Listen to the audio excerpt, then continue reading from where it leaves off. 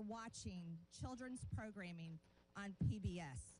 But I can tell you right now, Ms. Kruger, specifically, as a mother, if I had walked in my living room or one of my children's bedrooms and seen this child predator and this monster targeting my children, I would become unglued. And that is how most parents feel all over this country. This is not the only example of them sexualizing and grooming children. They've been doing it for over the last decade. In 2015, PBS produced Frontline put out a documentary, Growing Up Trans, that takes viewers on an intimate and eye-opening journey inside the struggles and choices facing transgender kids and their families. This means that PBS is one of the founders of the trans child abuse industry, all while taking taxpayer money.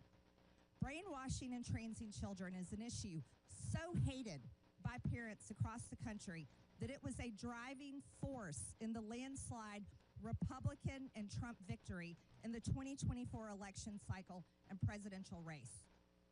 The news that these entities produced is either resented or increasingly tuned out and turned off by most of the hardworking Americans who are forced to pay for it.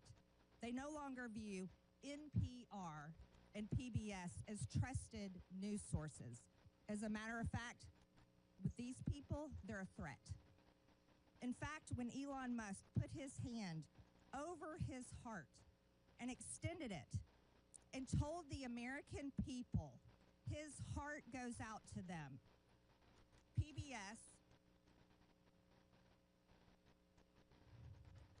PBS News posted the clip, called it a fascist Nazi salute, and described how it was similar to the same Heil used by Nazis at their victory rallies.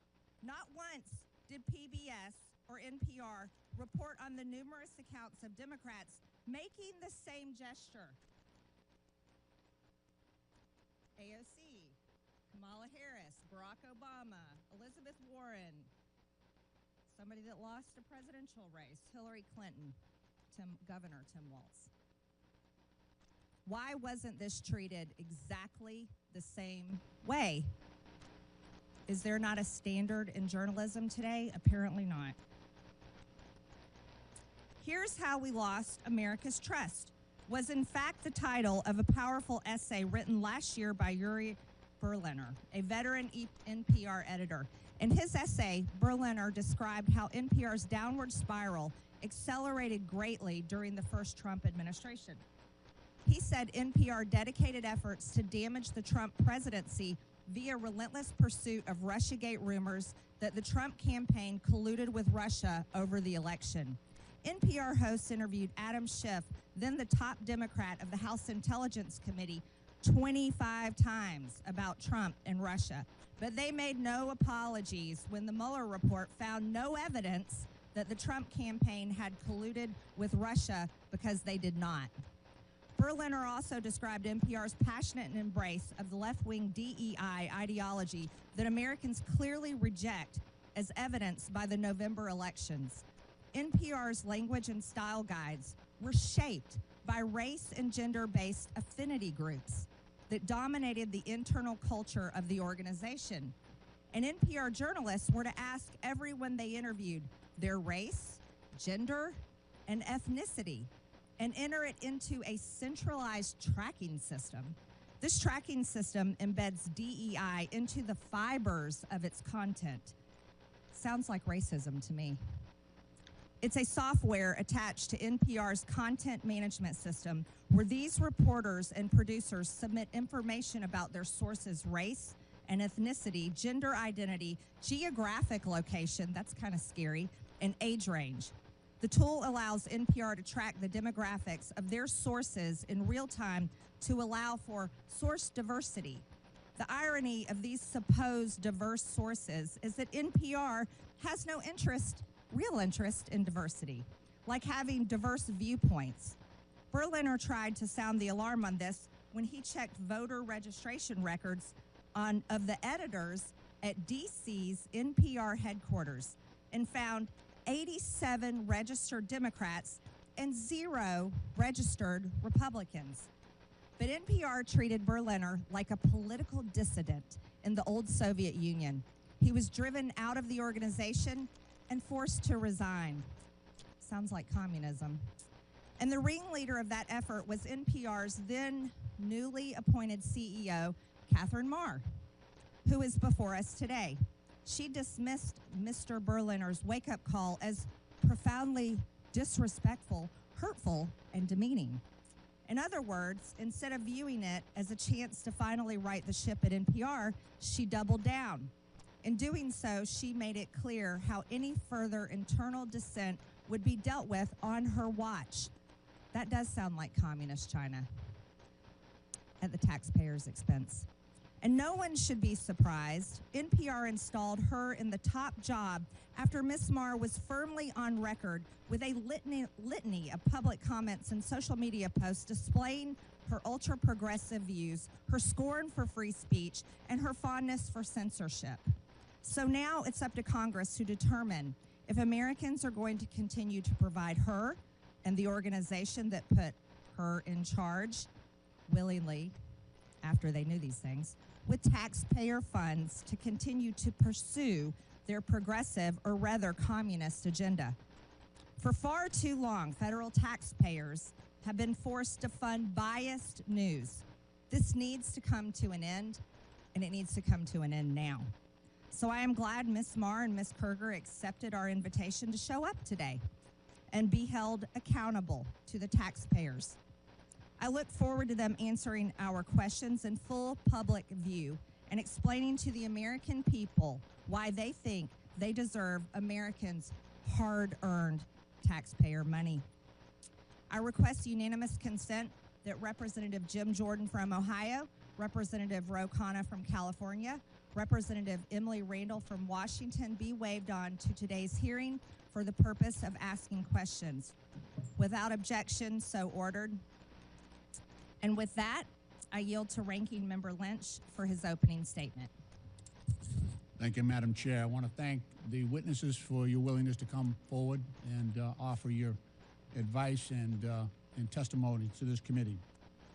Madam Chair, for over 2 decades of service on this Oversight Committee, I've worked with members on both sides of the aisle to investigate issues of critical importance to the safety and security of the American people, including the conduct of wars in Iraq and Afghanistan, terrorist attacks against the U.S. compound classified annex in Benghazi, and several major intelligence and security breaches under Democratic and Republican administrations. So I'm sad to see that this once proud committee, the principal investigative committee in the House of Representatives, has now stooped to the lowest levels of partisanship and political theater to hold a hearing to go after the likes of Elmo and Cookie Monster and Arthur the Aardvark, all for the unforgivable sin of teaching the alphabet to low-income families' children and providing accessible local news and programming. This hearing also comes at the direction of President Trump and Elon Musk, who have repeatedly called for the defunding of all public media and claimed that media organizations such as PBS and NPR are, and I quote, a liberal disinformation machine, close quote. Meanwhile, the Trump administration is engaged in an actual disinformation campaign to minimize the catastrophic national security breach that was revealed earlier this week. As reported by Atlantic Editor-in-Chief Jeffrey Goldberg, Mr. Goldberg was inadvertently added to a group chat on an unauthorized, non-secure, publicly available message app in which Secretary of Defense Pete Hegseth disclosed, quote, operational details of forthcoming strikes on Yemen, including information about targets, weapons systems, and other actions the U.S. would be taking, and also attack sequencing. I want to remind my colleagues in Congress that federal law makes it a crime when a person, through gross negligence, removes information relating to national defense from its proper place of custody or delivered to anyone in violation of this trust, ought to be lost, stolen, or abstracted or destroyed. And what's more, if evidence shows that any of the parties who were in on that signal chat chat lied under oath in the Senate yesterday, Mr. Ratcliffe or Ms. Gabbard, for instance, then certainly conspiracy to conceal that breach would be far worse, where center or criminal intent is in evidence, and would be more likely to invite culpability and possible criminal liability. The Secretary of Defense would be subject to criminal prosecution, and it would be the responsibility of the U.S. Attorney General to prosecute that, but where a conflict exists, it might require a special prosecutor. This security breach severely compromised the safety of American troops in advance of imminent U.S. operations and airstrikes against Houthi rebel positions. It is well documented that the Houthi arsenal includes anti-aircraft capability, ballistic missiles, cruise missiles, rockets, and unmanned aerial attack drones. Mr. Goldberg, who was unwittingly elevated to the clearance level afforded to members of the Joint Chiefs of Staff, was also joined in the exposed group chat by Vice President J.D. Vance, Secretary of State Marco Rubio, and National Security Advisor Mike Waltz, and other senior members of President Trump's national security team. This committee should be questioning every single one of them as to why they were using an unapproved, unsecure messaging app to conduct sensitive, classified discussions about military operations in which our sons and daughters in uniform are being sent into battle. One of the participants was actually sitting in Russia, using an unsecure app. And every member of this committee knows what that means. We've all been advised about which apps are secure and insecure, and when it is appropriate to engage in non-critical discussions. As former chairman of our subcommittee on national security, I recall a time when just the potential for a security breach that could expose American troops and intelligence personnel to unnecessary danger would immediately trigger hearings and bring this committee to a lather on both sides. But you can bet we won't be touching this issue. Because today, the controlling House majority is afraid to do its job. It is afraid to hold Trump and Trump's administration accountable. They would rather post up against Big Bird than deal with that issue. In reference to public media, Elon Musk recently asked, should your tax dollars really be paying for an organization run by people who think the truth is a distraction? Well, I would say about the same about the current administration and its proliferation of disinformation, from claims that Ukraine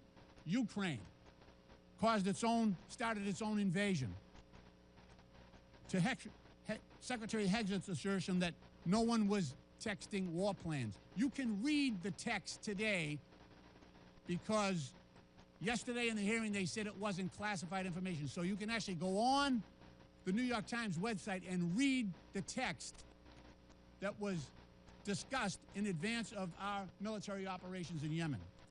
Madam Chair, if shame was still a thing, this hearing would be shameful. And I yield back the balance of my time.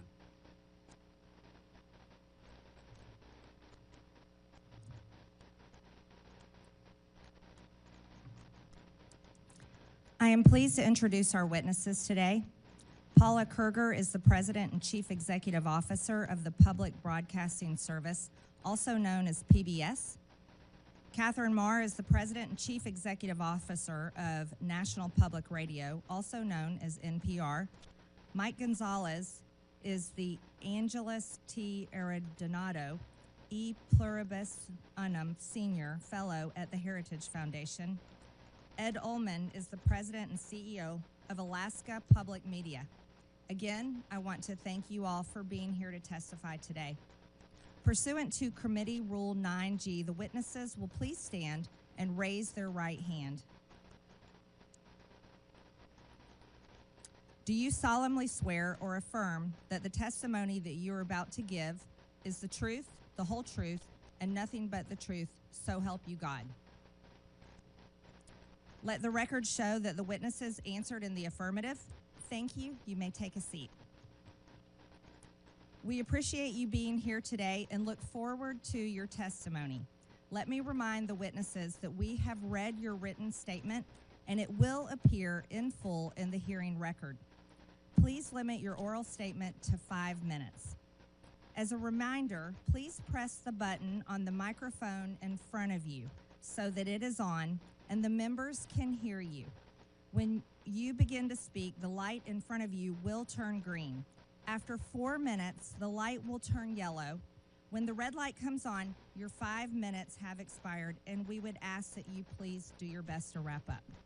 I now recognize Catherine Marr for her opening statement. Chairwoman Greene, Ranking Member Lynch, and distinguished members of the subcommittee. My name is Catherine Marr, and I'm the President and CEO of National Public Radio, and I welcome the opportunity to discuss the essential role of public media in delivering unbiased, nonpartisan, fact-based reporting to Americans.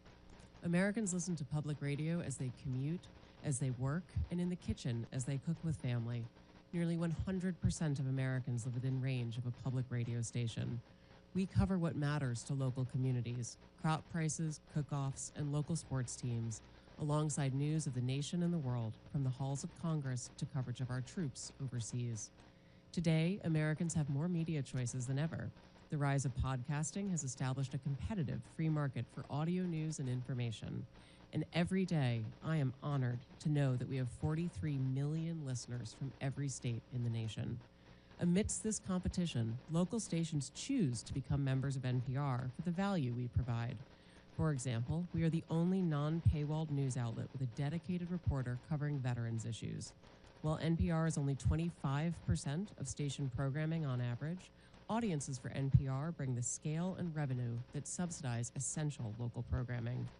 Local public media journalism has never been more important to American families, who consider it part of the fabric of their communities. It correlates with higher rates of civic engagement, greater civic cohesion, and economic advantages, such as better municipal bond ratings.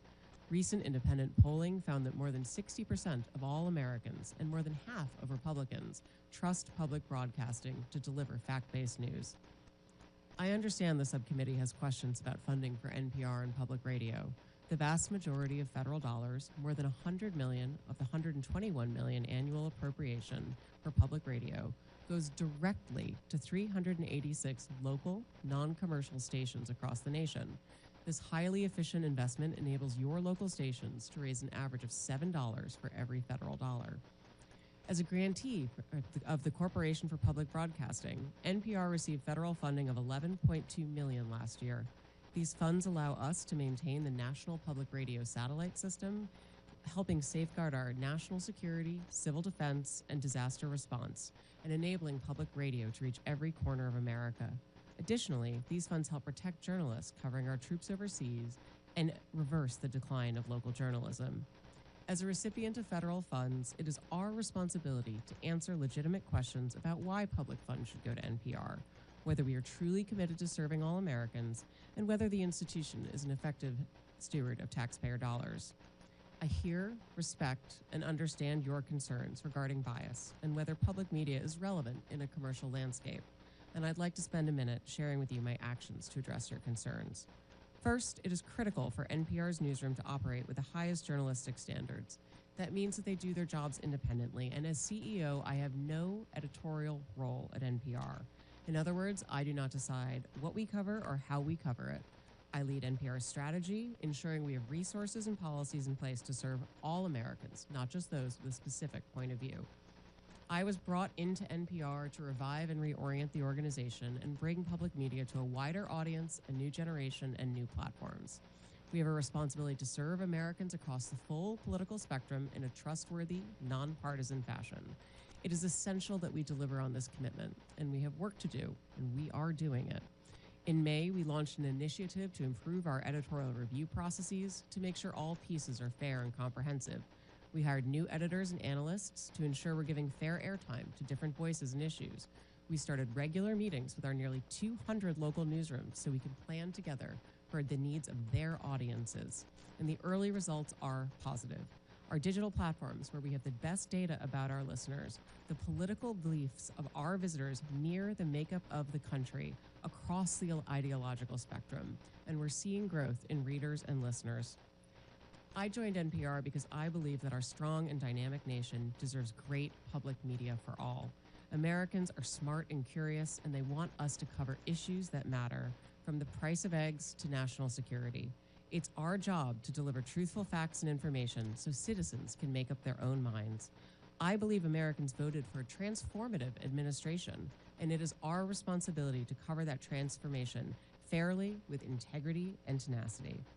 I have been CEO for 1 year and 1 day. I have made changes to leadership and planning, invested in editorial integrity, committed to expanding our audiences and our relevance for all Americans. While we have taken significant steps in the right direction, the journey can't be completed overnight. Given the support that 75% of Americans have for public media, I ask Congress to give us the opportunity to continue to serve the American public.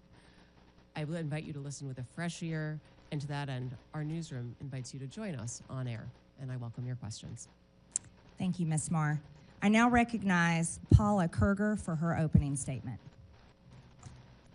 Chair Taylor Greene, Congressman Lynch, and members of the subcommittee. My name is Paula Kerger, and I'm the president and CEO of PBS, a role that I've held for 19 years. It is my honor to be here on behalf of the 336 PBS stations who serve every community in the United States. There's nothing more American than PBS. As a membership organization, our local service is at the heart of our work. Our job at PBS is to support our stations so that local stations can serve their communities. We've been proudly fulfilling our mission for nearly 60 years, using the public airwaves and other technologies to help educate, engage, and inspire the American people. That mission is our guide star and remains just as important today as when the Public Broadcasting Act was signed into law in 1967. PBS stations provide something that cannot be found on commercial networks. This is because PBS stations are focused on the needs and interests of the viewers they serve. Especially in rural areas, PBS stations are the only outlet providing coverage of local events. For example, high school sports, local history and culture content, candidate debates at every level of the election ballot, and specialized agricultural news. Local stations also partner with other community organizations to address issues of concern like Veterans Affairs and the opioid crisis. Finally, communities depend on the essential public safety information and emergency alerts our local stations provide. Our programming comes from our local stations. For example, Southern Storytellers was produced by Arkansas PBS for our national audience. This program highlighted Southern culture through its literature, music, and film. Across the country, nearly 4 million people watch Southern Storytellers, helping Americans learn about our shared history and what brings us together as a people and a nation. Our stations pool resources to invest in programming that will benefit all Americans, ranging from history and science to art and music. For example, Firing Line with Margaret Hoover creates a forum for people with a wide range of views to respectfully share ideas. While programs like Independent Lenses, Matter of Mind, My Alzheimer's explores the challenges facing many American families. And we celebrate what makes our country great. A Capitol Fourth and the National Memorial Day concert honor our nation's ideals, our service members, and our veterans. Looking ahead, we will mark our nation's 250th birthday with a landmark initiative headlined by a new major series from Ken Burns, The American Revolution.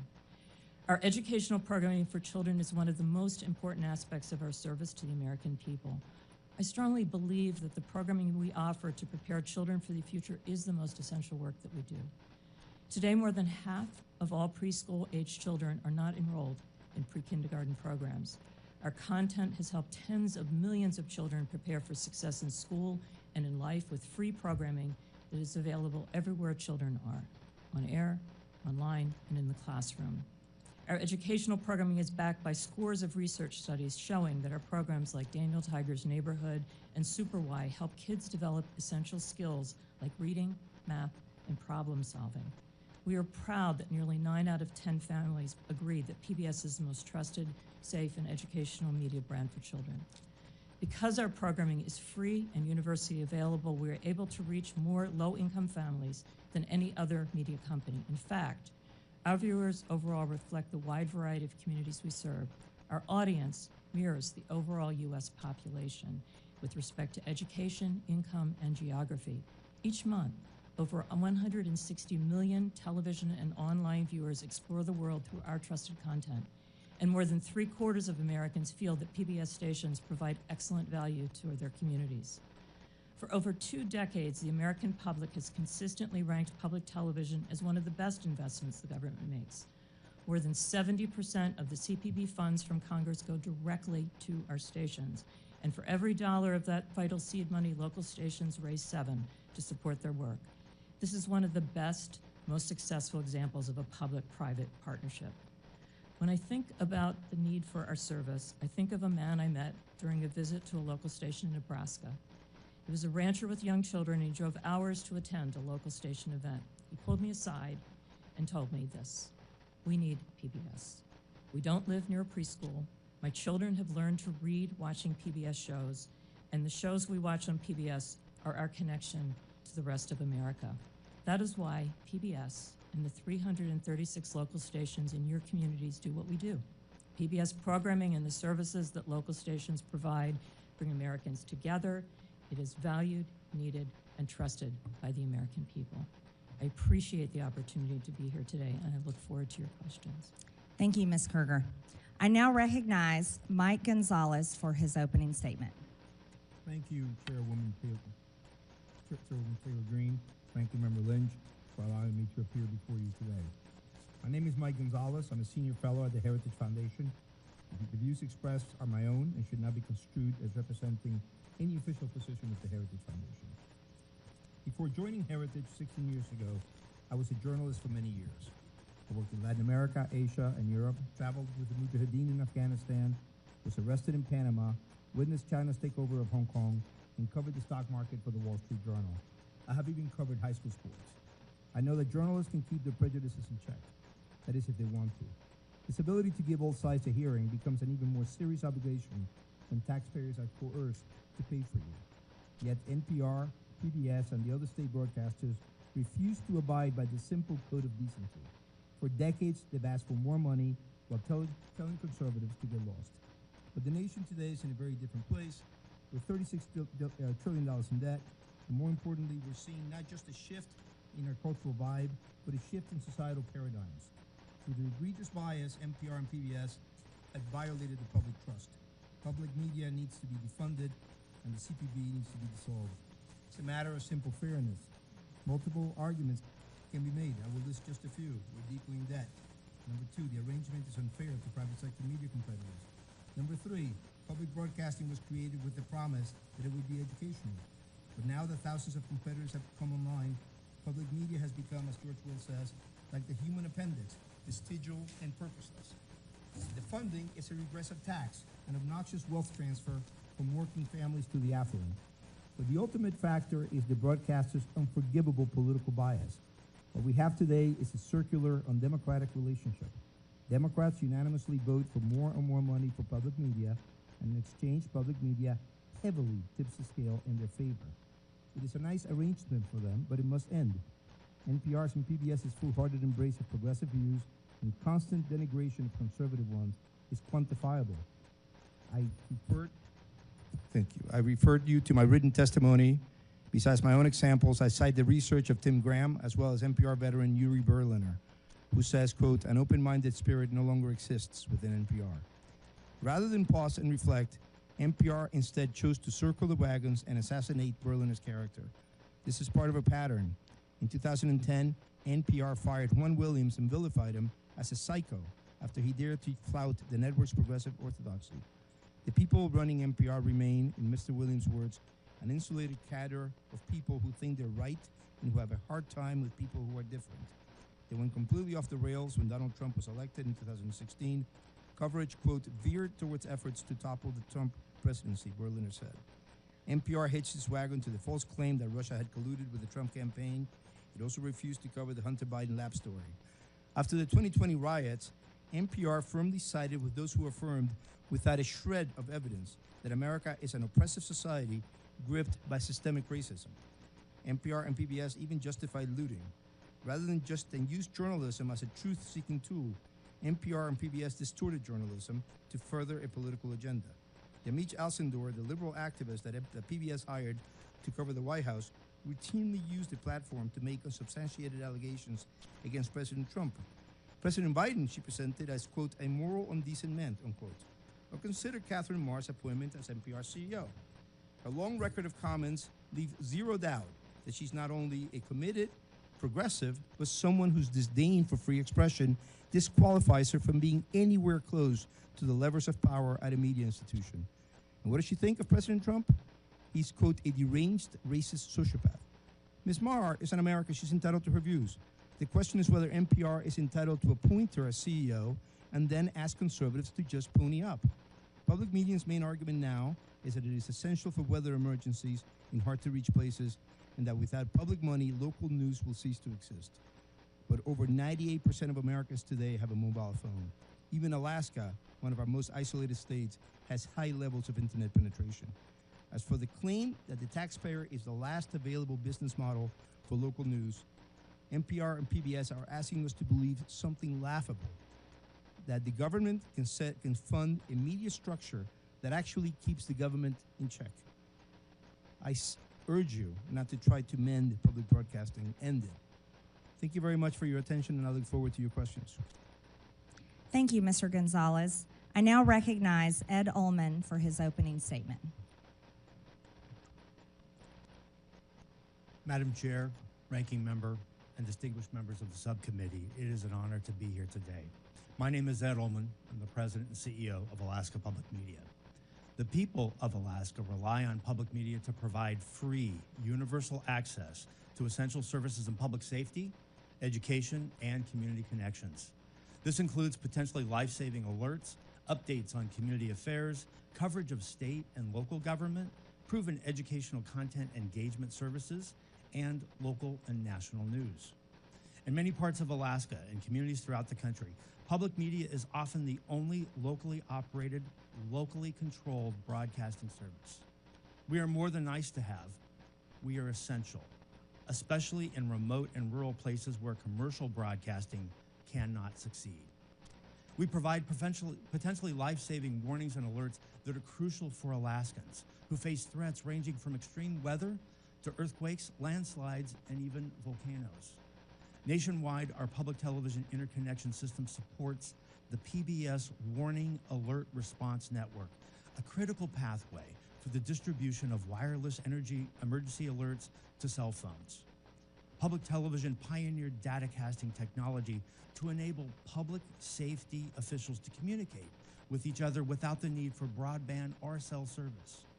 In partnership with the Department of Homeland Security, public television has proven how this technology can assist rural search and rescue, over-water communications, large event crowd control, and even school safety incidents. Alaskans use our services to connect to their communities and the broader world through access to local public and government affairs, agricultural news, local history and culture, as well as local and national educational content and news. Our programming caters to and is informed by the specific needs of the communities we serve. Just to give a few examples, Indie Alaska, an award-winning series of documentaries, captures Alaska's people, places, and their unique stories. Alaska Insight is a weekly public affairs program that moves the conversation beyond the headlines and right into Alaska's communities. Our radio station hosts Alaska's only statewide call-in programs, Talk of Alaska and Line 1, Your Health Connection. We reach across Alaska with these essential free services through a statewide network consisting of 4 TV channels and 1 radio station. We coordinate the only statewide news network, which includes 27 independent radio stations across Alaska, and we operate the Alaska Rural Communications System, which provides free over-the-air television and radio programming to 100 rural communities. Alaska Public Media is one of more than 360 locally controlled and operated public television stations and over 1,000 public radio stations throughout the country that provide critical services to address the broad range of interests and views of our local communities. These stations collectively reach nearly 99% of the American public, regardless of zip code or income level. This nationwide service would not be possible without federal support. Today, over 70% of the federal funds for the Corporation for Public Broadcasting go directly to stations just like ours. Our system leverages this crucial seed money 7 times over in highly efficient public-private partnerships. Reducing or eliminating federal funding would be devastating. and could cause the closure of many stations, especially the most rural and remote. Our highest costs come from maintaining broadcast and IT infrastructure, local programming, and community engagement, all of which would be in serious jeopardy without federal funding. Cuts to our national partners, PBS and NPR, would have a similar impact, particularly in small and rural markets. The broad range of news and educational programming that we receive from these organizations is popular with Alaskans. Without this national content, we would receive less local support, endangering the local services we provide. This national local model efficiently leverages economies of scale and allows us to provide the unique mix of local programming and national content that Alaskans want. Congress's support for the mission of public broadcasting to provide every American access to free, non-commercial quality educational programming remains critical. It allows us to connect Alaskans with each other and with our neighbors in the lower 48 and to connect the nation with us. I urge Congress to maintain federal funding for public broadcasting to ensure that local stations around the country can continue to provide essential services to their local areas. I welcome your questions. Thank you, Mr. Ullman. I now recognize myself for 5 minutes of questions. Ms. Marr, your public statements and social media posts reflect left-wing ideology and blatant opposition to free speech.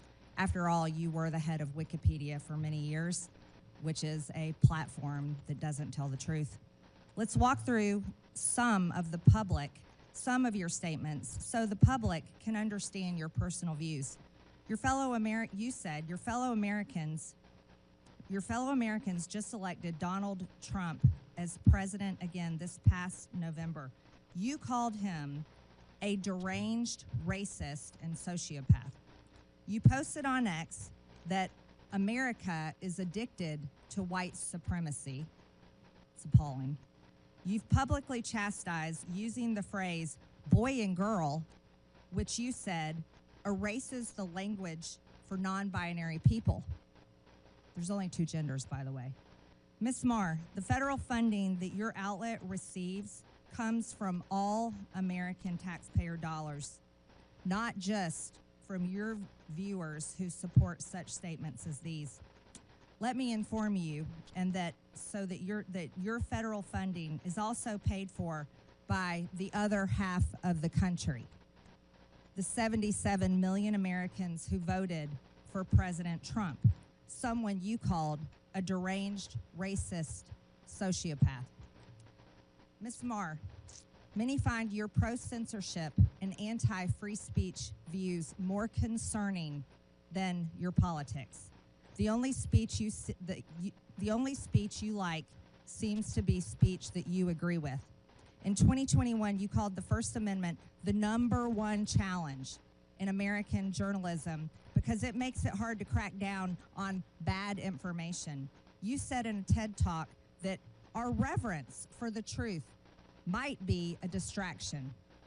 You've also expressed support for deplatforming individuals you view as fascist.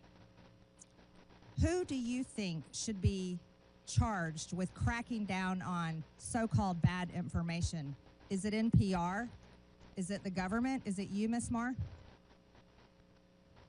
Congresswoman, Madam Chair, thank you so much for the opportunity to address this. I know. Do you is it up to you and NPR to crack down on bad information or decide the truth? Answer the question, yes or no, Ms. Marr. Absolutely not. I'm a very strong believer in free speech, and I believe that more speech. Your public statements say otherwise. Ms. Marr, in 2021, when speaking at an Atlantic Council event, you said that when you were CEO of Wikipedia, you took a very active approach to disinformation and misinformation. During the COVID pandemic and the 2020 election, you said you censored information through conversations with government. Which governments were those, Ms. Marr? The Biden administration, yes or no? Madam Chair, Wikipedia never censored any information. These are your public statements, Ms. Marr. Ms. Marr, are you familiar with Section 399B of the Communications Act? It prohibits non-commercial education broadcast stations, NCEs, from airing commercials on behalf of for-profit entities. The FCC recently opened an investigation into the underwriting announcements and related policies of NPR and PBS. Does NPR air commercials for for-profit entities, Ms. Marr? Yes or no? Madam Chair, we are in full compliance with the FCC's inquiry and will continue to cooperate. I remind you, you're under oath, and violations of the Communications Act comes with a fine up to $10,000 and possibly up to a year in prison. Does PBS air for-profit commercials, Ms. Kruger? We air underwriting announcements, and we believe we are in full compliance with the FCC, and we look forward to delivering the material required in this part of this investigation. We look forward to that, too. I'm assuming you're concerned, both of you are concerned about this, and that's why you brought so many attorneys with you today.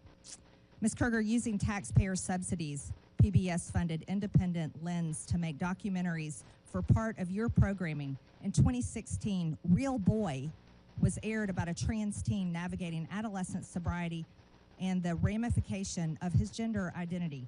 In 2022, the same series aired Our League, in which a trans woman comes to her old school Ohio bowling league in a story about transition. Then in 2024, A Racist Trees was aired, telling a story of how in Palm Springs, a black neighborhood fights to remove a divisive wall of trees. Do you think PBS needs to fund ridiculous material such as this that the taxpayers are having to pay for?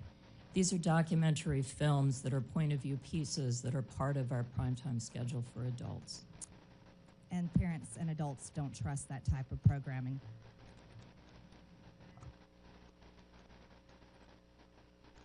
Thank you, Madam Chair. I ask a unanimous consent to enter into the record this letter from 72 public radio stations serving rural communities across the country, where they emphasize how important federal funding is to the ability to provide vital public safety information. Without objection, so ordered. Okay. I also have a similar letter from Georgia, from the Georgia PBS NPR station, also asking for consideration for federal funding. Without objection, so ordered. Thank you. Ms. Kruger and Ms. Marr, can we talk a little bit about the educational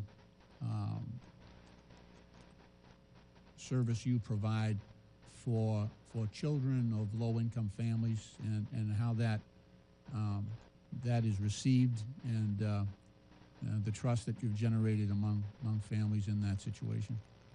Yes, a significant part of our broadcast day is devoted to programming for children. We focus on preschool. That goes back to the legacy of Fred Rogers, who believed that media could be a tool to help to instruct children as well as a tool of entertainment. Our programming is focused on core skills that kids need to develop before they enter school in math and in learning numbers and in learning letters, so that kids that don't have the opportunity to be in a formal pre-K program have a chance to walk into school for the first time on equal footing with kids that have more opportunity. And that's the heart of what we think about in the programming that we develop for kids. Now, I know you've done some, independent groups have done assessments on trust, the trust factor that parents have on PBS Kids, which is one of your most popular services. Can you talk about that? Yes. Where did you come in terms of the comparison to other stations? Yeah, we are the most trusted media brand. In fact, Parents Magazine this week just ran the results of a study that was done on Daniel Tiger's neighborhood, actually looking at 16-year-olds that remember some of the basic skills they learned as small children. And what we're focused on is to make sure, again, that every child has the opportunity to learn and be excited about the world around them when they enter a school for the first time, and to give them those core basic skills that we can see they carry forward in life. Ms. Marr, I'd like you to focus on the work that public media is doing in relation to public safety communications. How important is this function of public broadcast media, particularly, I'm talking about the most rural, most remote communities in this country? Thank you so much, Congressman. We are part of the National Next Generation Warning System, for which we've received a significant investment over the course of the last few years, and many thanks to Congress for supporting that appropriation. Our stations are busy implementing that across the nation. We also are part of the the statewide emergency plans for more than 20 states. You'll see the importance and value of public radio in particular when we face extreme weather. For example, whether in Ashland, North Carolina recently, Blue Ridge Public Radio was the only news information source available for nearly 2 weeks as people struggled with outages of water and electricity, and certainly outages of cell phones and internet. Recently as well, my colleague from Alaska would be able to speak to Raven Public Media, which had a very similar experience of 2 weeks of outages in which the local media station was again the only source of information for that community. When everything else goes down, public radio is there, available to first responders to be able to communicate directly about issues of harm and ensure the public has access to vital, critical information. Now, I mean, there's a lot of information out there, a lot of stations out there, but we're talking, what's the difference here when you have a paywall-free, non-subscription access for some of these communities? I think it makes all the difference in the world, sir. We recently, as I mentioned in my opening statement, we're one of the only publications in America that has a dedicated veterans beat and the only one without a paywall. I'm always struck by something that our veterans reporter told me, which is that a mother of one of our troops deployed overseas came to him and said that for the first time in 9 months, she'd heard his son's voice. That's something that I believe only public media can do, and it can only do that because it is available to all Americans without any barriers. Thank you. Madam Chair, I yield back. I now recognize Chairman Comer from Kentucky for 5 minutes. Thank you, Madam Chair. Mr. Ullman, I'm glad you brought up a point, and it's been mentioned a couple of times already at the early start of this hearing about rural and remote. And I have to tell this story. When I graduated from college with a degree in agriculture, I went back to rural Monroe County, Kentucky, and worked on a farm, my farm, for 5 years, full-time. Farm to this day, but full-time. I was in a tractor, sometimes 10, 12, 14 hours a day. And I listened to the radio, and the only radio station I could get that had news was public radio. So I listened to as many hours of public radio as anyone on this panel, I can assure you. And it was a great service. That was 30-some years ago. Today, in that same remote area, I mean, you've got Sirius XM, you've got podcasts, there's internet access now. There's a whole menu of media options now. So, but over time, and I still occasionally listen to NPR because I just want to hear what they have to say, and I don't even recognize the station anymore. It's not news. I feel like it's propaganda. I feel like there's disinformation every time I listen to NPR. And, you know, a media entity like MSNBC or Huffington Post that, in my opinion, consistently spews disinformation, they can do that. They're a private company. But NPR gets federal funds. And you know, I have a problem with that. Because if people in Alaska, if all they have is public radio, then all they know is what these headlines say. And they're wrong about COVID-19. And the headlines are in the background. Don't have time to go over all these headlines that are wrong. About Russian collusion, wrong. About the Hunter Biden laptop, wrong. And then there's a story about me. And part of what we went through on this committee during the Biden investigation, which, by the way, ended with Joe Biden's last act as President of the United States, pardoned his entire family preemptively for an 11-year period, which just so happened to be the 11-year period that this committee investigated the Bidens, that we had subpoenaed bank records. I don't think NPR reported about the pardons, but they reported a lot about how there was no evidence of any wrongdoing and things that just weren't true. In fact, there's a story, NPR, lawmaker leading Hunter Biden House investigation, accused of owning a shell company. Well, that's me. Ms. Mayor, are you familiar with that? that story that NPR wrote about me at the height of the Biden investigation, when you all were disputing every aspect of our investigation that is 100% factual, we have hundreds of pages of evidence, hundreds of pages of bank records, hundreds of pages of emails. Do you remember the story that NPR wrote about me saying I had a shell company? Congressman, I was not at NPR at the time, and I'm unfamiliar with the story. Where do you get your sources on something like that? That's a very serious accusation, because we're investigating a president and his family who had 28 shell companies. I have an LLC, had 5 properties in it. It's in my financial disclosure form. I've gone into great detail, given lots of interviews, but people that listen to NPR, they're totally disinformed on the truth. And you know, I have a problem with that, because you get federal funds. And I do believe there was a role for public radio 30 years ago, maybe 20 years ago, maybe 5 years ago. But because of technology today, I don't think there's a role for public radio anymore.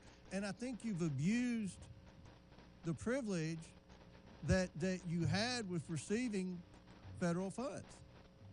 Because these headlines here are not true. This is disinformation on some huge topics. Do you want to dispute anything that I said in the remaining 30 seconds? Thank you, Congressman.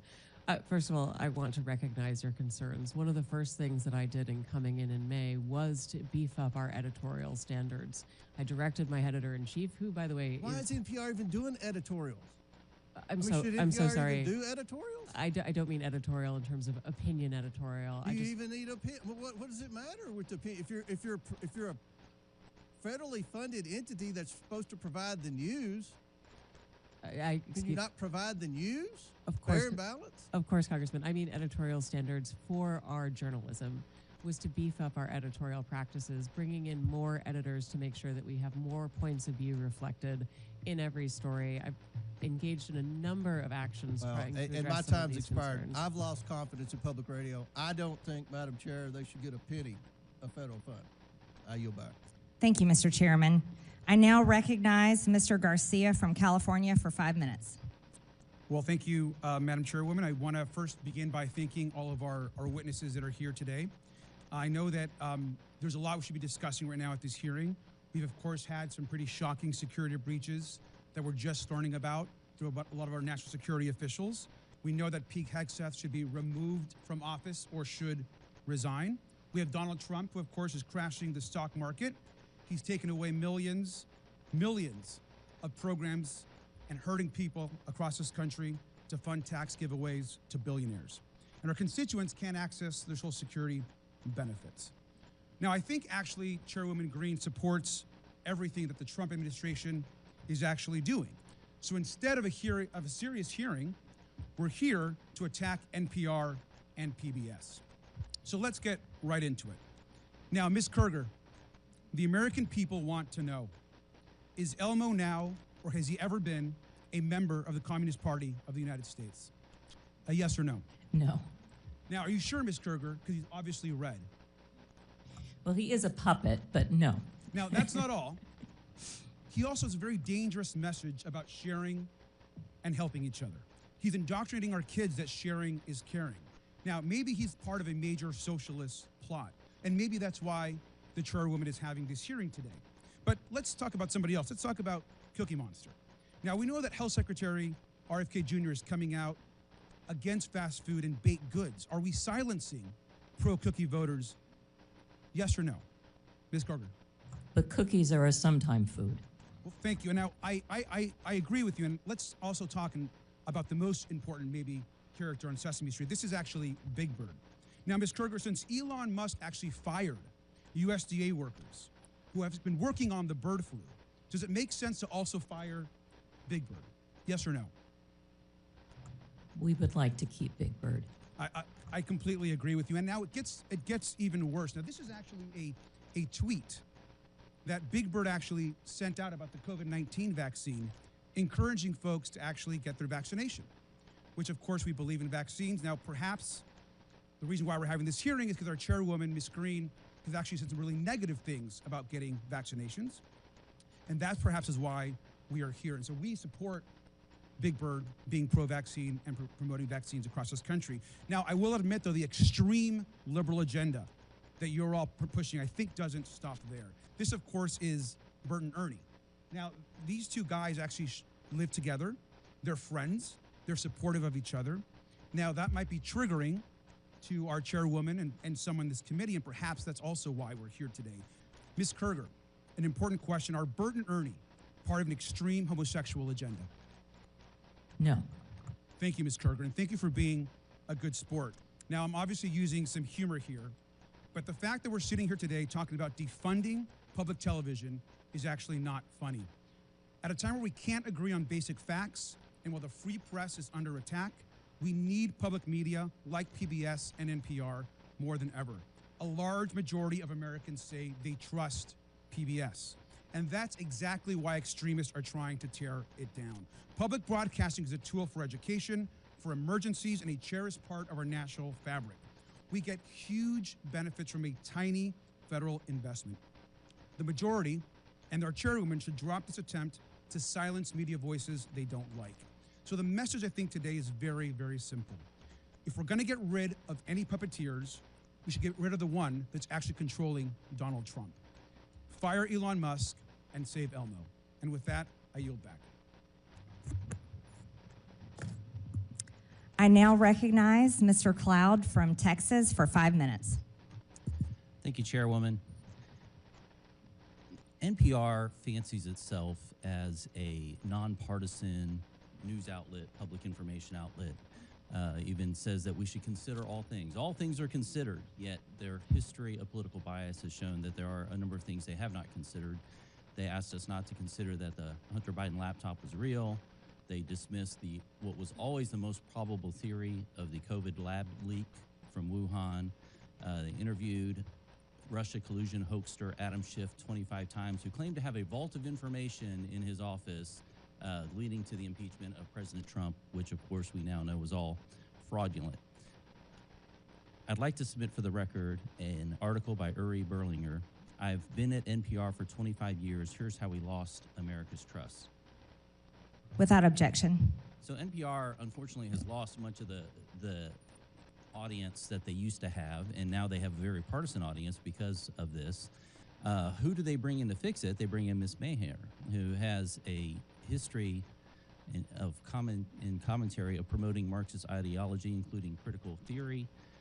Said we should not use the terms boy or girl, has called our president a deranged racist sociopath, and said that our reverence for the truth has become a distraction that is preventing us from finding consensus and getting important things done. And one could look at that and think that maybe, in your view, promoting groupthink is more important than finding the truth.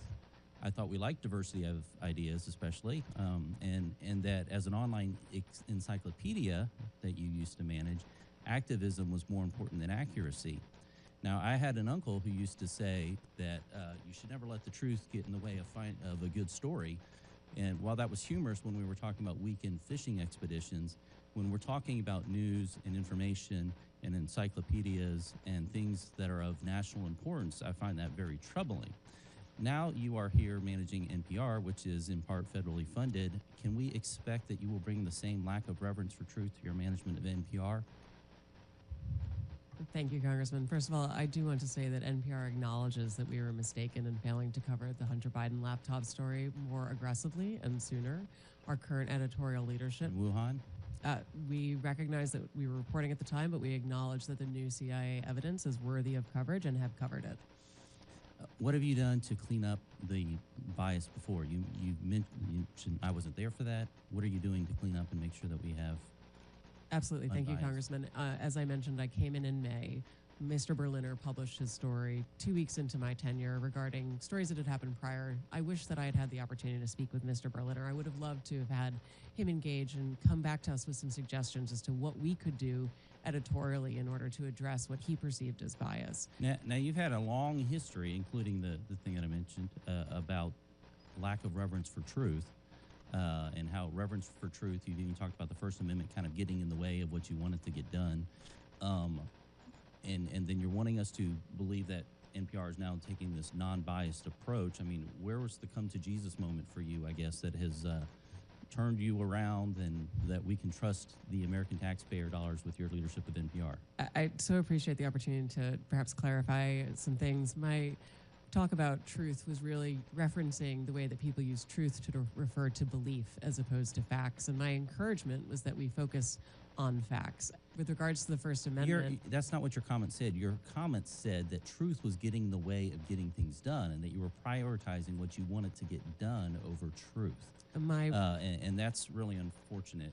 I want to go to a different context, because you're allowed to have your political opinion. Any news organization should be going after the truth. That's what we want and expect out of news organizations.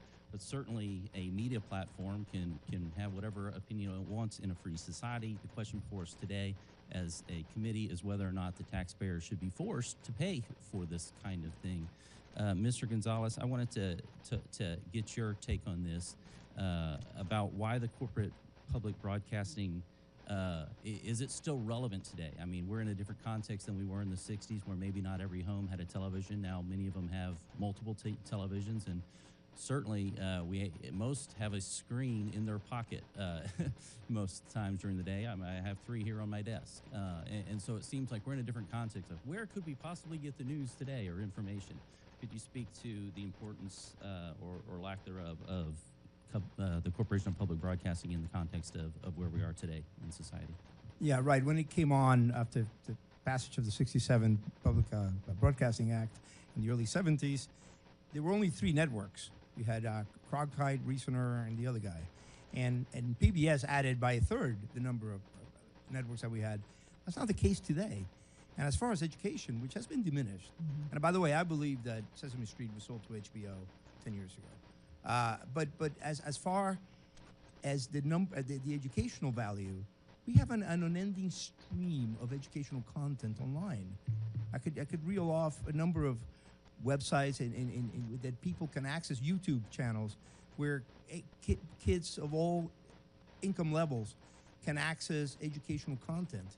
So, but basically, as I said in my testimony, it goes back to the basic unfairness that conservatives for 50 years have been saying, but you're completely biased. And they have the audacity to say, oh, no, we're not. And you have to just pay us. And it's just, that is the basic. The gentleman's time has expired. Thank you, Mr. Gonzalez. I ask unanimous consent to enter into the record an article published today by Yuri Berliner about NPR, basically saying that the bias has not changed. Madam Chair, I also have a unanimous consent request from the members who were at Mr. Grijalva's funeral mass this morning, asking to submit into the record this letter of support for federal funding from WKMS, Without objection, so ordered. Which is Kentucky Radio, which is where Mr. Comer wrote his Without objection, so ordered. tractor. Thank you. I now recognize the gentleman, Mr. Kassar from Texas, for 5 minutes. Good morning. Mr. Gonzalez, you wrote the proposal to defund NPR, PBS, and public broadcasting for Project 2025. Can you answer a few questions for me? How many millions of dollars a month do taxpayers spend for Daniel Tiger to play golf? I have no idea who The answer is none.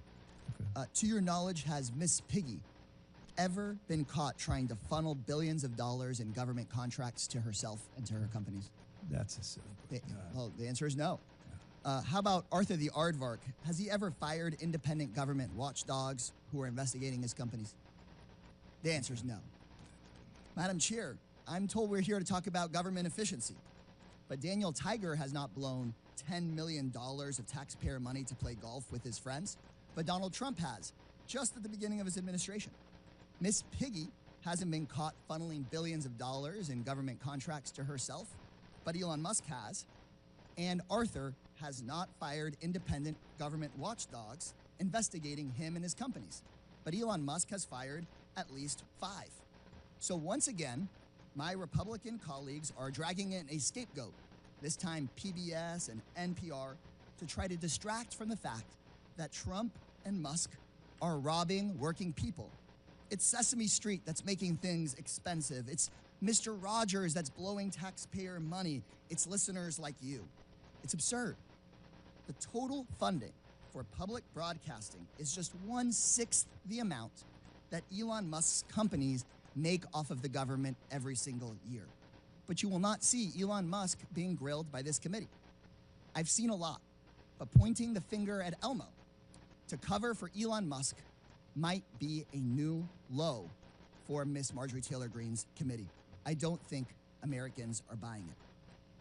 Here's what I think we should be having a hearing about. After Trump and Musk took over the government, reporters noticed the State Department was trying to funnel $400 million taxpayer dollars to Tesla. The State Department said it's an old contract, no news here. But because of a brave whistleblower and an NPR reporter, they exposed the corruption and the lies. Madam Chairwoman, if we want to look into waste, fraud, and abuse, why not look into that? Elon Musk, who's running cabinet meetings, who's running the White House, was trying to funnel money to himself.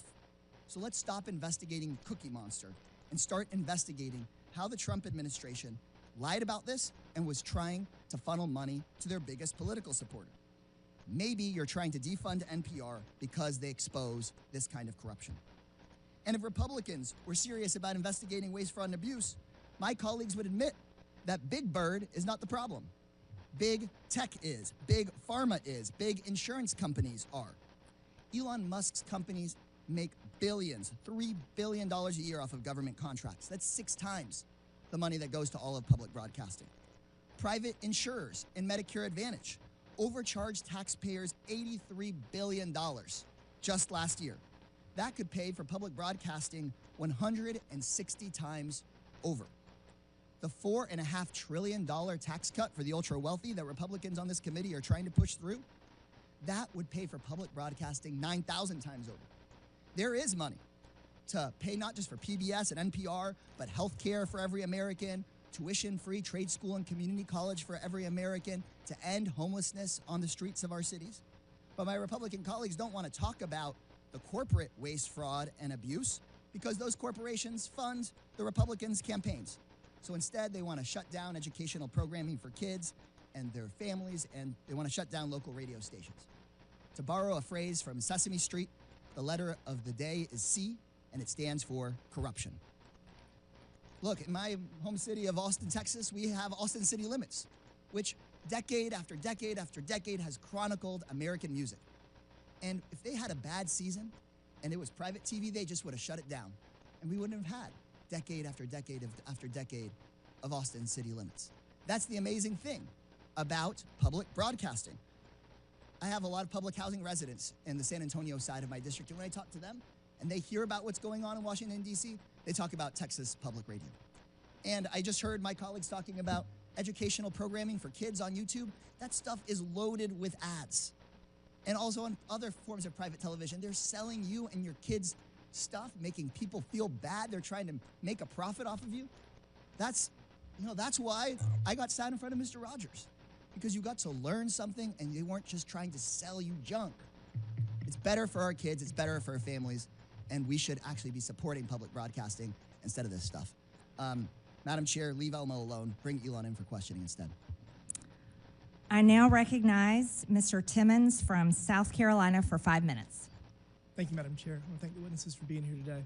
I'm going to begin by saying this. We don't want to shut down NPR or PBS, but we have $36 trillion in debt, and we have run a $1.8 trillion annual deficit, and we are scouring all government spending, not just Democrat priorities, but Republican priorities too. We're going to be going through the defense budget. We're going to be making sure that we are spending our taxpayer dollars wisely because we have an existential threat. We have an existential threat. We cannot continue down this path financially. So we do not want to shut you down, but we cannot continue down this path.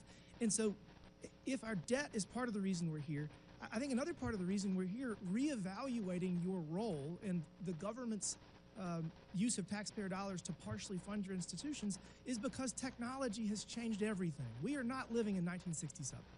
And the internet has changed our society. We have such increased social interconnectedness, and there are various options for people to get news and to get disinformation or information, whatever you want to get. So those are the two kind of reasons I want to start with, and that's probably half the problem we're here for. The other half is your perceived bias and your content moderation and the manner in which you are violating journalistic integrity. And I'll say this, NPR, you have been far worse at this. Ms. Kerger, you have done a much better job at this, but we still have some issues we're going to talk about. Ms. Marr, do you think that the public statements you have made on social media create a challenge in your leadership for what should be an unbiased public information system? Do you think that your past comments, I'll give you a better question, did they come up in your job interview? Like, do you see a problem? Congressman, thank you for the question. No, they never came up in my job interview. You're a rabid progressive. Like, and do you not think it's a problem that your political leanings make it seem to the American people that you're not biased and you're not doing your job? Because you agree that your job is to have journalistic integrity, right? Absolutely, but there is a strong firewall between the newsroom and anything that I Let's do. talk about the newsroom. You have 87 registered Democrats, not a single Republican in your editor board. So, I mean, how does that work to give us the perception that you're doing your job of actually delivering unbiased information? Well, I would agree with you that that number is a concern if it is accurate. I do believe that we need to have journalists who represent the full breadth of the American society so that we can report well for all Americans. Well, I think that you are failing. I realize you've only been there for a year, but I just really think that while it is a small portion of your budget, you very much should expect to restructure your revenue streams, because I don't think that NPR is necessarily worth saving. And I'm going to go on to Ms. Kerger. I will say this. You have been very professional, and you have been there for decades, and I think that you've done a fairly good job over your tenure. But I want to ask you a very simple question. In retrospect, do you think that it was inappropriate to put the drag queen on the kids show? Do you think that was a mistake? The drag queen was actually not on any of our kids shows. The image that Chairman Taylor Greene showed was from a project that our New York City station did with the New York City Department of Education. What time of day did it air? It did not air. It was a digital project they did for the Department of Education. Do you think it only that appeared on our unit website? should have anything to do with PBS? Do you think that human? I mean, do you see? It was not a PBS. It was not for PBS. It was Okay, so you're mistakenly saying we put it should on have our that information. website by our. I'm sorry. I don't mean to talk over you. It was mistakenly put on our website by our New York City station. It was not intended for national distribution. It was immediately pulled down. It was never broadcast. Do you think that you should publish something that calls trees racist? Is that, in retrospect, should you have published that? I'm not sure what you're referring to. You had a Congressman. segment that was called Racist Trees, and it was I mean, we've already referenced it a number of times. So, I mean, do you think trees can be racist? I guess that's a good one. I don't know what you're talking about. I've never heard of what you're referring to. All right. Well, but I'd be happy to look into it. I guess last, do you think that it's appropriate to expose children to issues of transitioning? Do you see a problem with that? Is that something you should avoid? That is not anything on any of our children's programs at all. Ms. Kerger, you have done a far better job here today, and we're going to continue to have this conversation. But again, we have $36 trillion in debt, and we're trying to figure out how to make sure that our kids and our grandkids have an opportunity at the American dream, because if we don't change course financially, they won't. Thank you. I yield back. Thank you. I now recognize the gentlewoman from Texas, Ms. Crockett, for 5 minutes. Thank you so much. It should not be surprising that the president is doing everything possible to make it more difficult for the media to hold him accountable and for the public to be informed about his reckless and illegal behavior. Yet here we are. The Republicans have actually organized this goofy hearing to try to convince the American people that PBS and NPR are, quote, domestic terrorists, or domestic threats, my apologies, not the incompetent, unqualified Secretary of Defense who's texting war plans to journalists. But it's y'all, PBS and NPR, the American people are supposed to be worried about. You can't make this up. It's as stupid as it sounds. The American people should be worried about the president threatening to investigate NBC for treason for reporting on his felony convictions, or arresting reporters and stripping networks of their licenses for not saying nice things about him or or not using Gulf of America. The Republicans' witness, Mr. Gonzalez, went so far as to suggest that because NPR and PBS reported on the murder of George Floyd, they, quote, represent a danger to our physical health as well as to civic health of our body politics. Ms. Mayor, do you think reporting on the murder of George Floyd and highlighting instances of systemic racism is a domestic threat to America? Thank you, Congresswoman. I believe it's our responsibility to report on all issues of interest to the American public. Thank you so much. Ms. Kerger, what about you? I agree. I think it's important for us to report on the important news of the day. So let's talk about the critical role of public media. During his first term, President Trump's own Department of Homeland Security highlighted the importance of public broadcasting's role in public safety. In 2018, his administration stated, quote, PBS and local public television stations play a crucial role in protecting communities by delivering essential information to individuals and first responders. These benefits are all made possible by public broadcasting stations' unique reach, reliability, and role across America, and are especially vital in rural and underserved areas. Madam Chairwoman, I would ask unanimous consent. I seek unanimous consent to enter into the record the 2018 Without report. objection, so ordered. And Madam Chair, I also seek unanimous consent to enter into the record the 2019 report titled Modernizing the Nation's Public Alert and Warning System from Trump's. Without objection, so ordered. In the report, FEMA encouraged, quote, the use of public broadcast capabilities to expand alert, warning, and communication capabilities to fill gaps in rural and underserved areas. Mr. Ullman, what's a more significant domestic threat, reporting the murder of George Floyd or dismantling most of America's emergency communication systems? Can you please repeat the question for me, Congresswoman? Which one is more of a threat, reporting the murder of George Floyd or dismantling most of America's emergency communication systems?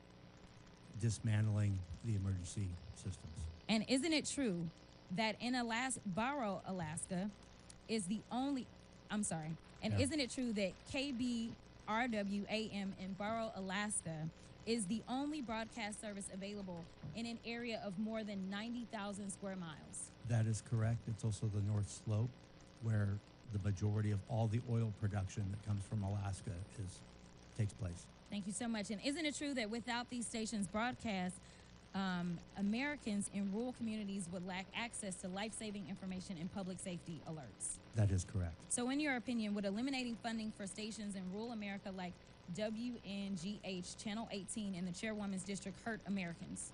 It would hurt Americans, yes. In fact, Georgia Public Broadcasting serves as the official distributor of evacuation route information during state-ordered evacuations, and the Chairwoman is here advocating to strip their funding. Look, the DOGE agenda isn't about government efficiency. It's about breeding corruption at the expense of the safety of the American people, particularly Americans living in rural or remote parts of the country. They don't care about public safety, they don't care about emergency management, and they don't care about free speech, all of which are harming American people. In fact, I'm going to skip off real quick because they have tried to come for you, Ms. Mayor, and I just want to clarify, you did not work for NPR when those statements were made, did you? That is correct, Madam And to Chair. be clear, free speech is not about whatever it is that y'all want somebody to say. And the idea that you want to shut down everybody that is not Fox News is bullshit. We need to stop playing because that's what y'all are doing in here. You don't want to hear the opinions of anybody else. And the Constitution says Congress shall make no law respecting or establishing of religion or prohibiting the free exercise thereof or abridging the The gentlewoman's time has expired. The gentlewoman's time has expired. Madam Chairwoman, can I put something into the record? Unanimous consent, please. Without objection, so ordered. Thank you. I'd like to put under this NPR article what Biden preemptive pardons for family members could mean for presidential powers. If I could submit to the record. Without objection, so ordered. I now recognize the gentleman from Ohio, Jim Jordan, for 5 minutes. Thank you, Madam Chair. Ms. Maher, who is Uri Berliner? Mr. Berliner is a former senior editor, That's all? a former senior business editor for NPR. How long do you work at NPR? I believe he was there just over 25 years. 25 years? Award-winning journalist? Did you win any awards? Our time did not Peabody overlap. Award? That's pretty important, isn't it? That is, So absolutely. pretty distinguished journalist, right? Certainly. And he wrote a long story about what you do at NPR. Is NPR biased? Congressman, I have never seen any instance of political bias determining editorial decisions. No. Well, Mr. Berliner, in his story last year, wrote, in the D.C. area, editorial positions at NPR, he said he found 87 registered Democrats, 0 Republicans. Is that accurate? We do not track the numbers or the voter registration, but I find that Was concerning. award-winning journalist who worked 25 years at NPR, Mr. Berliner, was he lying when he wrote that? I am not presuming such. I just we don't track that information about our journalists. 87 to 0, and you're not biased. I think that is concerning if those numbers are accurate. It's concerning. I mean, it wasn't 44-43. It wasn't 60-27. It wasn't 70-17. It wasn't even 80-7. It was 87 Democrats, 0 Republicans, and you say NPR is not biased. How about the big stories over the last few years? According to Mr. Berliner, again, he wrote on the Trump-Russia story, he wrote, at NPR, we hitched our wagon to Trump's most visible antagonist, Representative Adam Schiff. They said they interviewed him 25 times. Is that accurate? I was not there at the time, but those numbers sound accurate. Yes. Those sound accurate. But then he said when the Mueller report came out and Robert Mueller said he found no evidence of collusion, he said Russiagate faded from our programming. Is that accurate? Again, I was not there at the time. I couldn't say. You couldn't say? I was not at NPR at the time. You didn't prepare for that? You knew we were going to ask you about this guy, didn't you? It's come up like 6,000 times already in the hearing. I just couldn't say whether it faded from our coverage, sir. How about this story? October 2020, the New York Post had the Hunter Biden laptop story, and one of those editors, I guess one of those 87 Democrat editors, said this: we don't want to waste our time on stories that are not really stories. We don't want to waste the listeners' and readers' times on stories that are just pure distractions. Was that a pure distraction story? Our current editorial leadership believes that that was a mistake, as do I. Yeah, the whole country knows that was a mistake. Definitely impacted the election, or I think it certainly impacted the election. How about the COVID origin story? That's a pretty big story too, right? Mr. Berliner said, we became fervent members of the team Natural Origin, even declaring that the lab leak was debunked by scientists. Turns out, though, the lab leak is what most people think actually caused the COVID virus. Sorry, is there a question there? There is. You guys were 0 for 3 on the three of the biggest stories in the last 5 years. You guys were 0 for 3, and yet you maintain that NPR is not biased? Congressman, I do not believe we are politically biased. No, we are a nonpartisan organization. Nonpartisan organization. What's happening to your listeners over the last 5 years? Went up, down, or stayed the same? It has gone up and down and is now going back up. Well, I thought 5 years ago it was at 60 million. And you said in your opening statement, I think 43 million. That's correct. So 43 million now, and it was at 60 million 5 years ago. I can do some math. That looks like it went down. And is now going back up. It's now going back up? Yes, it is. How much has it went back up? It's gone up a couple of millions over the past years. So you went from 60 million to 41 million. Now you're back up to 43 million. In a year's time, I'm very proud of that growth, sir. Okay, you're proud of that growth. Okay. But over 5 years, it's went down 18 million. That is correct, sir. Okay. Should taxpayers subsidize NPR? I believe that taxpayers subsidize local stations, sir. That is the vast majority of what I thought you said you got 11 million from Corporation of Public Broadcasting, which is taxpayer funded directly to you, right? That is to support the public radio. And then local stations get it from the Corporation for Public Broadcasting, right? They get taxpayer money. 100 million that goes to the local 100 million goes to local stations, and then those local stations buy back programming and content from you. So that money goes to the local stations, comes back to you, gets routed through the local stations, all taxpayer money. Those fees are actually based on private donations rather than on federal funding. Well, we all know money's fungible, so some of it gets put in there. Certainly, we could agree that money is fungible. What? More money for less listeners. You fired the guy who pointed all this out, who said that you were so biased to the left that you lost listeners, which is exactly happening, and you're here maintaining that, you need to continue to get taxpayer money. I did not fire Mr. Berliner, sir. Okay, the guy that left after all that. Understand. Are you fundraising off today's hearing? Sir, I believe that there was a message that went out earlier today letting people know we were coming in. Yes. Yeah, and at the bottom of the message it said, donate now, right? I don't recall the exact language. I can show it to you. Right there it is. Donate now. I mean, I'm not against fundraising. We all do it. I mean, I get it. but it's, I assume this fundraising thing is probably going to all the left listeners who are subsidized content by the taxpayers, and that's The the gentleman's rub. time is That's expired. the rub. I yield back. I now recognize Ms. Randall from Washington for 5 minutes. Thank you so much. You know, I'm new to Congress. This is my first term, and I came from a legislative body that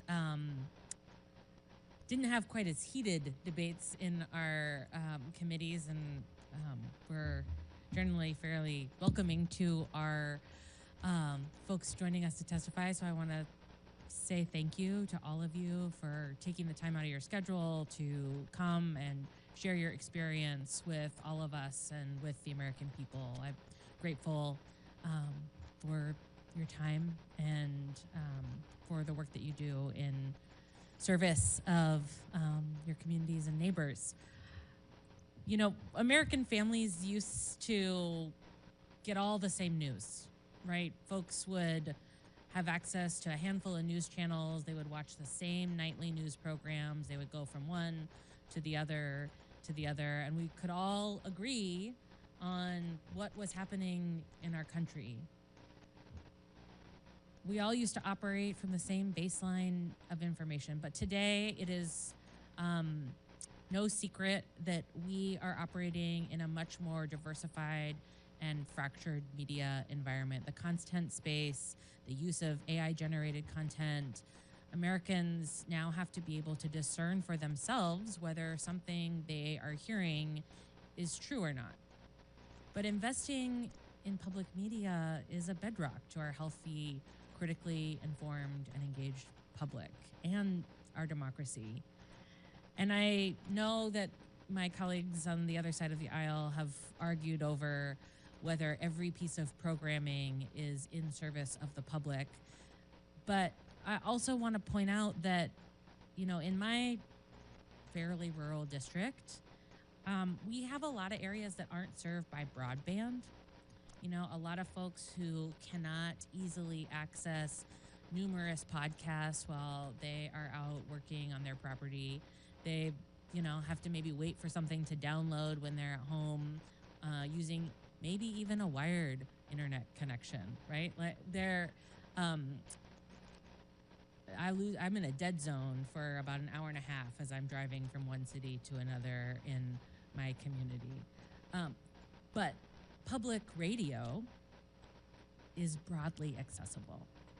And it's important for, you know, folks counting on the weather report, for kids who are, you know, in pre-kindergarten who are watching Elmo and learning to count and do math. It's important for the young people who, you know, were home during COVID and were able to continue learning with the help of public broadcasting. I think we have a lot of problems in this country, a lot of problems that we should be tackling for regular Americans who are struggling to afford to live, to afford housing, to afford health care, to be able to live the lives that they dream of for themselves and their children. I think we've got some national security concerns that have been talked about a lot in this committee. But I think talking about defunding public broadcasting and public media is an egregious misuse of our time here. Mr. Ullman, when we talk about cutting funds for the Corporation for Public Broadcasting, we're talking about those local small stations that rely on that money. 70% of Corporation for Public Broadcasting funding goes directly to public radio. I know you've worked in Tacoma in the past. I kind of attest to how rural some parts of Western Washington are. It's not all Tacoma. What role do public media stations like NPR and PBS play in supporting local stations? What kind of programming do they provide? The local communities are at the heart of the work we do. As I shared in my opening remarks, we talk about the people and the places there. You bring up a memory of mine. Chehalis, Aberdeen, Hoquiam area, KBTC was the only public television station there. You know about the struggles that that community was having over a decade ago, job loss, all kinds of terrible economic situations. We provided educational services there with a $500,000 local grant that we partnered with the community on. It was incredible work. We do the same thing in Alaska with military families, homeschoolers, elementary schools. Those are the pieces we provide. And then local news stories that people can use about where they live and what they do. That's what we do. That would be lost. Thank you so much. Madam Chair, I yield back. Thank you. I now recognize the gentleman from Tennessee, Mr. Burchett, for 5 minutes. Thank you, Chair Lady. Ms. Carter, is it true that HBO bought the rights to Sesame Street? No, it did not. It developed, Sesame Street entered an arrangement with HBO for a number of years. And it was a paid arrangement, correct? Yes, which allowed us to get the series for free during the period of that time. How much money was transacted during I don't know. Sesame Street is a private organization. It is separate from ours. Okay. Ms. Meyer, what about Lee Greenwood's God Bless the USA as propaganda? I'm sorry, sir. Could you repeat the question? What about Lee Greenwood's God Bless the USA is propaganda? I don't believe that is propaganda, sir. Okay, well, in January, North County Public Radio, and that's a subsidiary of NPR, had Daphne Brooks, who apparently is a black feminism scholar, on its show where it was hosted by the host Brittany Lewis, and it says, have you ever watched something on TV and thought, okay, now this is propaganda? Have you ever had that moment? To which Daphne Brooks replied, whenever I see Lee Greenwood singing Proud to be an American. I believe that represents the individual we interviewed on air, and not the position. And of did you NPR. say there's no bias on NPR? That is not a. That is not a. That is not a NPR. biased statement, ma'am. That is not even. Both parties wrap themselves around this song every time there's a national conflict. Lee Greenwood sings it, and he does a beautiful job. But you say there is no bias in NPR. That is that individual's opinion, and she, of course, is entitled to it. But that is not the position of NPR. Ma'am, you said in your opening statement that you were going to be transformative, and I believe you failed to do that. Let me ask you, why did you call President Trump a fascist and a deranged racist sociopath in 2020? Congressman, I appreciate the opportunity to address this. I regret those tweets. I would not tweet them again today. They represented a time where I was reflecting on something that I believe that the president had said rather than who he is. I don't presume that anyone is a racist. You don't believe anyone is a racist? I don't start by presuming anyone is a racist, sir. Okay. Has NPR or PBS ever conducted an internal review to assess whether conservative or right-leaning perspectives are fairly representative news and programming? Congressman, what we look at is the distribution of people who listen to our work, and we can tell you, and I'm proud to tell you, that for our digital, our podcasts and our website, the distribution of Americans who come to NPR does reflect the political distribution of the nation. In fact, the distribution on our websites, 33% of folks who come are conservative versus 28% who are liberal, and the rest identify as independent. So the largest group is conservatives who come to NPR's websites. So you believe that most Americans think President Trump is a fascist and a deranged racist sociopath? I don't believe that at all, sir. Okay. Ma'am? We obviously are constantly looking at the voices that we bring forward. We take to heart our commitment to bringing forward perspectives from across the country. Our programming comes from our local stations. And I mentioned in my opening comment the series that we did out of Arkansas, Southern Storytellers. That's just one little example. 10% of our schedule is news. The rest of it is either children's programming or programming based on history to give us all a collective expression. And we're constantly looking to making sure that we're bringing forward a diversity of viewpoints and perspectives and experiences that really do make up the fabric of this country. Okay. NPR senior editor Leonard's been mentioned before, but he was quoted as saying an open-minded spirit no longer exists within NPR, and now, predictably, we don't have an audience that reflects America. Yet you stated that the audience does reflect America. He was suspended without pay for 5 days for saying this. And of course, he eventually resigned in April 2024.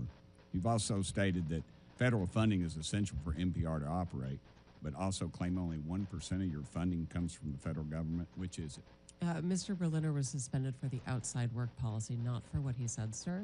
In terms of federal funding, the federal funds go to support our operation of the public radio satellite system, which enables all of our local stations to be able to communicate information and broadcast, including... As stated earlier, ma'am, funding is very fungible. It flows wherever it needs to. I don't buy that argument. We do have I a wonder if separate any of the balance sheet with members that, of the sir. committee would comment real quickly. Would you agree that Real America's Voice, Newsmax, Fox, or News Nation, if they were to see federal funds, would you all support that? Yes or no? Mr. Ullman? Yes or no? I'd have to get back to you on that. Ma'am? I actually don't have an opinion about that. Ma'am? I don't have an opinion about that, sir. That would be Congress's decision. Thank you, Chair Lady. Thank you. I now yield to the gentleman from California, Mr. Khanna, for 5 minutes. Thank you, Madam Chair, and thank you for allowing me to wave on to the committee. Mr. Gonzalez, I read with interest your testimony. It was so angry, so I thought I'd try to lighten things up a little bit. Who are 3 of your favorite characters on Daniel Tiger, or what episodes are your favorites? Representative Khanna, thank you very much for the opportunity to lighten up. I think I'm taking a time machine here. Sesame Street went to HBO. Daniel Tiger, do you have some favorite characters? Oh, the owl? Any of them? No, none. What does Ugga Mugga mean to you? Nothing. You've never heard the expression Ugga Mugga? Yeah, I don't think so, no. It's affection. Have you ever watched a Daniel Tiger show, or know any families who watch a Daniel Tiger show? I don't think so, no. You've never watched one? You have I've never strong seen Daniel opinions Tiger. on it, Sorry, but I thought- do you know what Daniel Tiger is a successor to? I don't know Daniel Tiger, so I don't know what he's. No, the show. What it's a successor to? Do you know? No. You really don't know? No, Honestly? I really no. I'm on the You know oath. all the history. It's a successor to Mr. Rogers. Oh, there you go. Okay. Yeah. Mr. Rogers, I know. Okay. Are you familiar with his 1969 testimony? I am. He said, I want to quote, because it's one of my favorites. I studied this actually going to school. It's some of the most effective testimony in Congress. He said, I give an expression of care every day to each child to help him realize that he is unique. I end the program by saying, you've made this day a special day by just your being you. There's no person in the whole world like you, and I like you just the way you are. Senator Pastor was a hard-headed fiscal conservative, said he got goosebumps by that testimony, and it's what convinced him to fund the public broadcast. You've said you wouldn't have funded it. Do you think Senator Pastor made a mistake back then? Oh yeah, absolutely. I think I agree with Fred Friendly, who testified and said, you would have voted against. I would have voted. Yes, I don't think that you should have state broadcasters. Now, what is the cost of public broadcasting as a percent of the federal budget? I don't know, but it is a. I mean, come on, you're talking about the $36 trillion of debt that we have. You're saying this is a really important thing that we need to cut. You didn't research out what percent It's it is? important in principle, Well, and no, it is. but It was. The principle is a different thing. You're saying this is an effective strategy to cut debt, and you have no idea what It was 5% of the discretionary cuts in the GOP. It's 0.01%. Right, but it was 5% of the discretionary cuts in the 17 budget. 0.01% Right. federal budget. That's one of the reasons Senator Pastor said, it's worth it in an investment in American kids. Now, you said Sesame Street is a private organization, or Sesame Street is going private. I didn't understand that because Sesame Workshop is a nonprofit. What did you mean by private? Well, I mean it's a nonprofit. It's separate from. But it gets public funding. Were you talking about the HBO thing? Yes. Do you realize that HBO just canceled with them? And I do. Yes. And the reason they canceled them, and I'm trying to explain why Senator Pastor funded this, and if you talk to families who watch Daniel Tiger, maybe you'd appreciate it. The reason they canceled it is because it wasn't making a profit. See, because when you try to do Daniel Tiger or Sesame Street, and you try to do what Mr. Rogers was talking about, helping the emotional and social development of kids, it's not easy. You got to hire people who are child psychologists. You have to hire people who are educationalists. A lot goes into this. And HBO said, you know what? It's not making money. We rather put on things that are geared towards adults or that are going to be conflicts. We aren't making money on this. And the whole reason Senator Pastor said that we're going to fund this, I know you kind of mocked in your testimony the kids, but the whole reason was that when you make programming for children to help their social and emotional development, it costs so much money to do, and it's a public good, then not everything has to be about profit. Do you have any idea what it takes to produce Daniel Tiger, who all they hired? Did you ever try to figure it out? No, but I can tell you that the market said that it wasn't, and there wasn't enough demand for it. And that's the reason why HBO got rid of it. Right. Because there wasn't enough demand. Yeah, so that's exactly the right point. Are you saying that everything in American society needs to be driven by the profit motive? There is not enough demand on getting ratings for things that help the social and economic development of kids. But you know what Mr. Rogers understood, what we've forgotten in this country? Some things are more valuable than money. At a time where a country is polarized, I wish we had a little more empathy and caring, and that's not a partisan issue. That's an American issue, and I would recommend you watch that testimony from Mr. Rogers. I hope the whole country would watch it. I have watched it, and we are $36 trillion in debt. I now recognize the gentleman from Missouri, Mr. Burleson, for 5 minutes. Thank you, Madam Chair. I think that it's important to bring this conversation into the context that needs to be said, which is that we are $36 trillion in debt. As a nation, we're spending 20% of every dollar that comes in from taxpayers just to cover the interest. And guess what? American people, bad news, interest rates are going up. So that 20% is going to get worse and worse. We had Ray Dalio come in and tell Congress that we are entering potentially dark territory. There's a number of red flags. We're at the worst level of debt. We're at a worse level of debt than we were after we left the World War II, okay? We're at that level of debt, and we didn't just fight a war. We're facing potential wars and conflicts. We're at that level of debt, and we didn't just emerge from a recession or a depression. If that happens today, you'll see the dollar no longer be the world reserve currency, and we will be in serious trouble. And so that is the context that we're in. Look, if there was all the money in the world, it's fine to throw money around, but we don't have all the money in the world. And the question that we have at hand today is it appropriate to spend taxpayer dollars on things that may not be necessary anymore? And so my question, Mr. Gonzalez, at one point in time, there was state-sponsored speech directly. It was the form of town criers, correct? So government used to fund people to go out in the street and deliver the news of the day vocally at street corners, correct? Okay, why don't we do that today? Well, I think it's because we have better ways of delivering the news. I think you get my point. Like today, at one point in time, there was very limited access to news, and there was an appropriate time where potentially we needed to have state-sponsored news. But is that the way? Do we need that today? No, we do not. And may I quote Thomas Jefferson on this very point, since you bring this up? He said, "To compel a man to furnish contributions of money for the propagation of opinions which he disbelieves and abhors is sinful and tyrannical." This is what I base my opposition to public funding for media. Yeah, and that's why I think that given this context, like, let's be real. It was said that we're attacking free speech.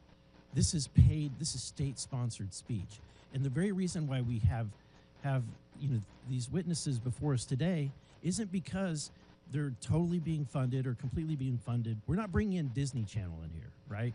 We're not bringing in the National Geographic, right, for their content. The reason why we're having this conversation is because we are funding you, and because we're funding you, the taxpayers get to have an opportunity to ask, why are we funding some of this content that they might disagree with? Right? Yeah, no, that's completely right. In fact, I think that PBS and NPR, but especially PBS, will thrive on the membership model. They keep saying it's such a small percentage. Well, if it's the public funding, if it's such a small percentage, then no problem. Yeah. So, Ms. Maurer, I'm going to ask a very difficult question, but if you're in my shoes and you have to face the fact, can we fund Social Security or do we spend money on NPR? Which would you choose?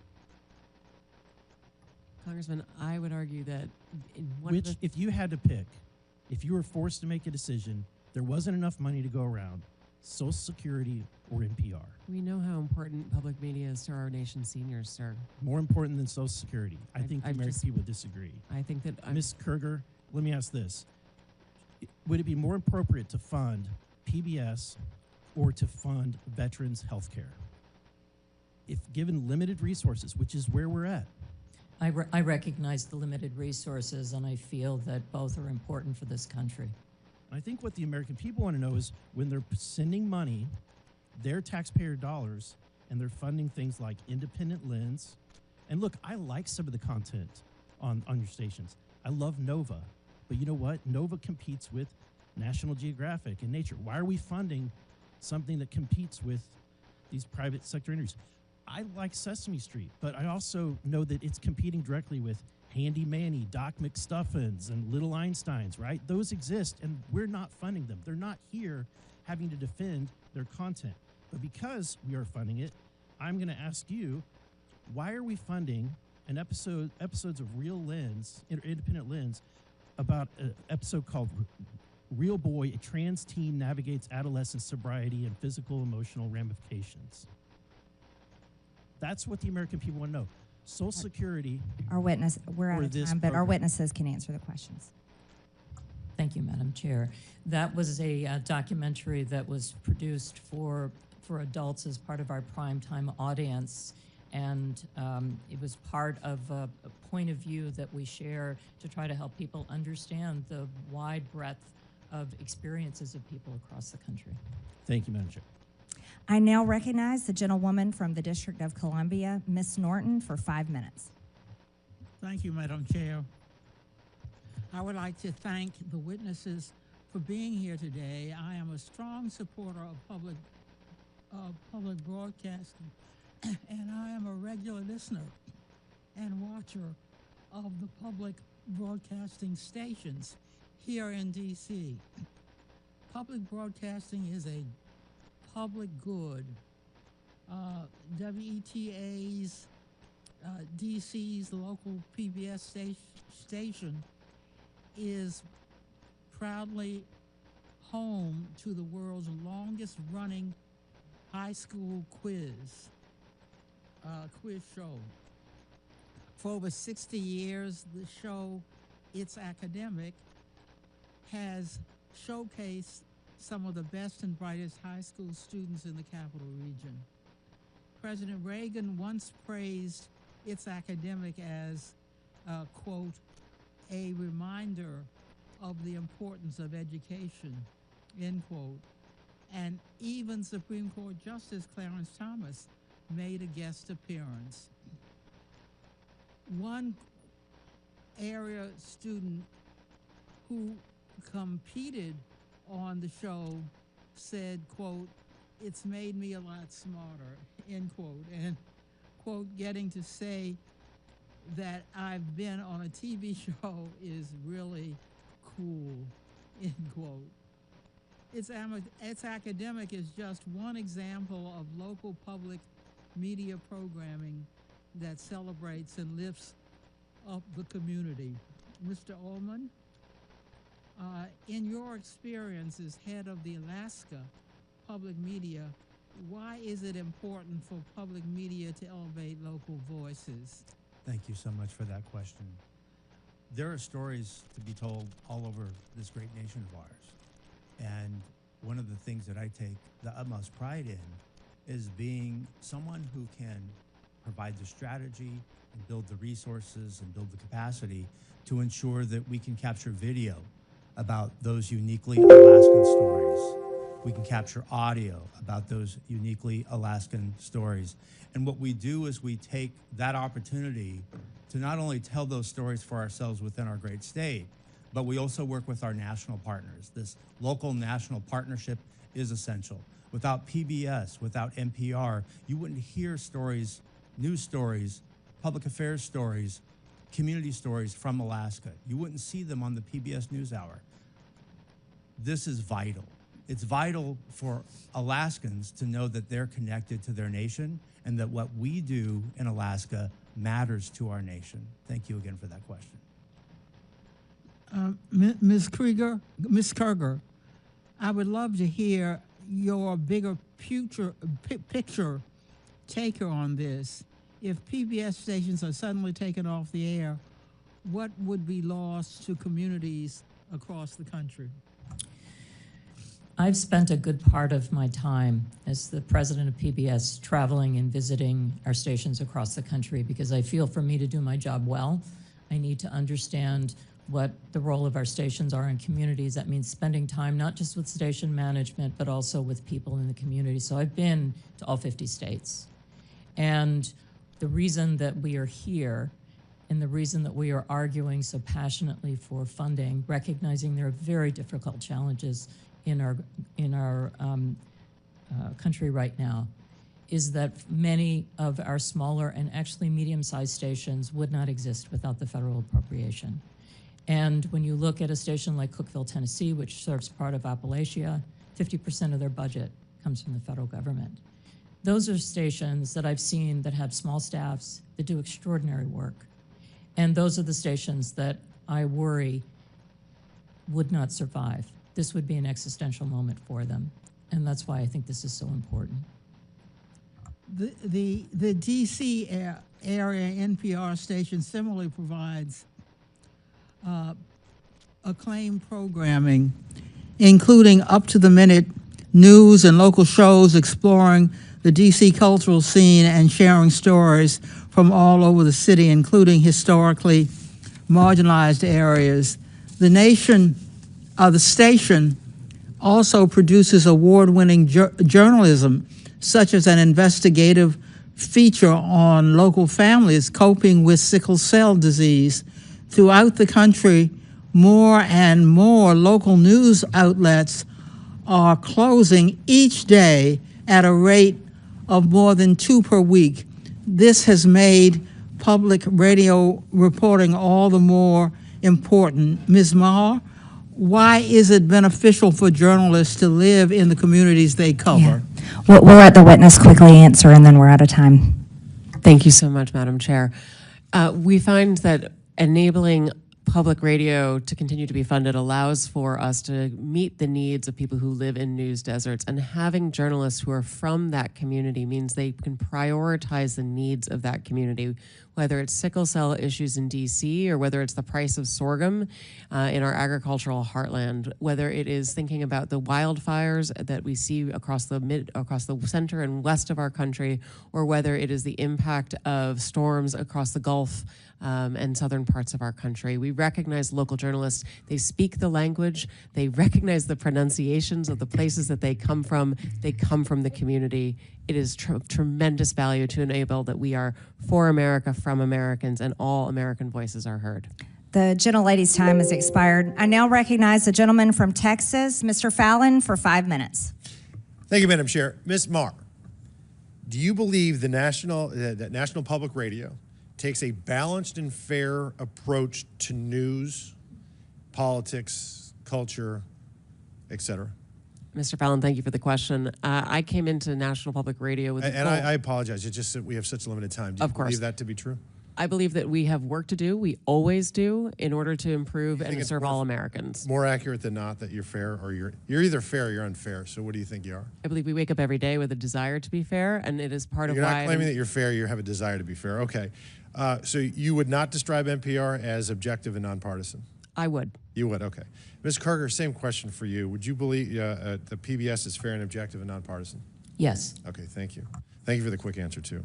So I found it interesting that the CBP's recent goal was to promote efforts that ensure fact-based journalism that promotes a symphony of ideological viewpoints. You both agree with that goal? Yes. All right, wonderful.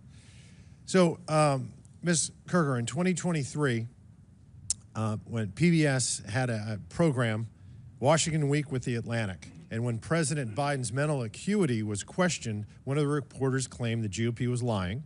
Another reporter, Jeffrey Goldberg, who's been in the news of late, described Biden as, quote, mentally acute. Were you aware if there were any dissenting opinions on that program that day? I don't know from that day. No, There were not.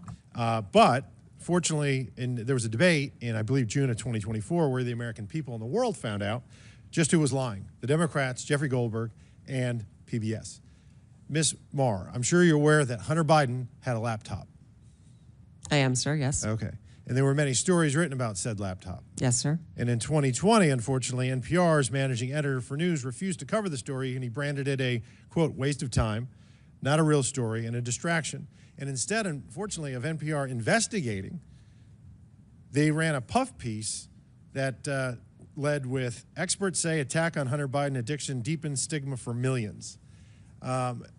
It's unfortunate that NPR ignored the Hunter Biden laptop story, but y'all did talk quite a bit about the debunked Russia collusion. Do you know how many times NPR interviewed Adam Schiff about Congressman, I would love to say that we actually believe we made a mistake on the Hunter Biden laptop story. And I appreciate that. Thank you. How many times did y'all interview Adam Schiff about the Russia collusion? I'm sorry, I don't have that number. It was 25 times. You know how many times NPR interviewed Chairman of this committee, Oversight Committee, Jamie Comer, about the Biden impeachment inquiry or the Hunter Biden tax evasion and illicit business dealings of the Biden family? I'm sorry, I don't know. I believe that's 0, so it's 25-0. Ms. Kerger, you're aware there's a political spectrum. It goes all the way from the far right to the far left and everywhere in between. Would it trouble you to hear that for 6 months, there was an analysis done on PBS's NewsHour from June to November of 2023, where they found that far right that term was used 162 times and far left was only used 6 times. Do you find that troubling?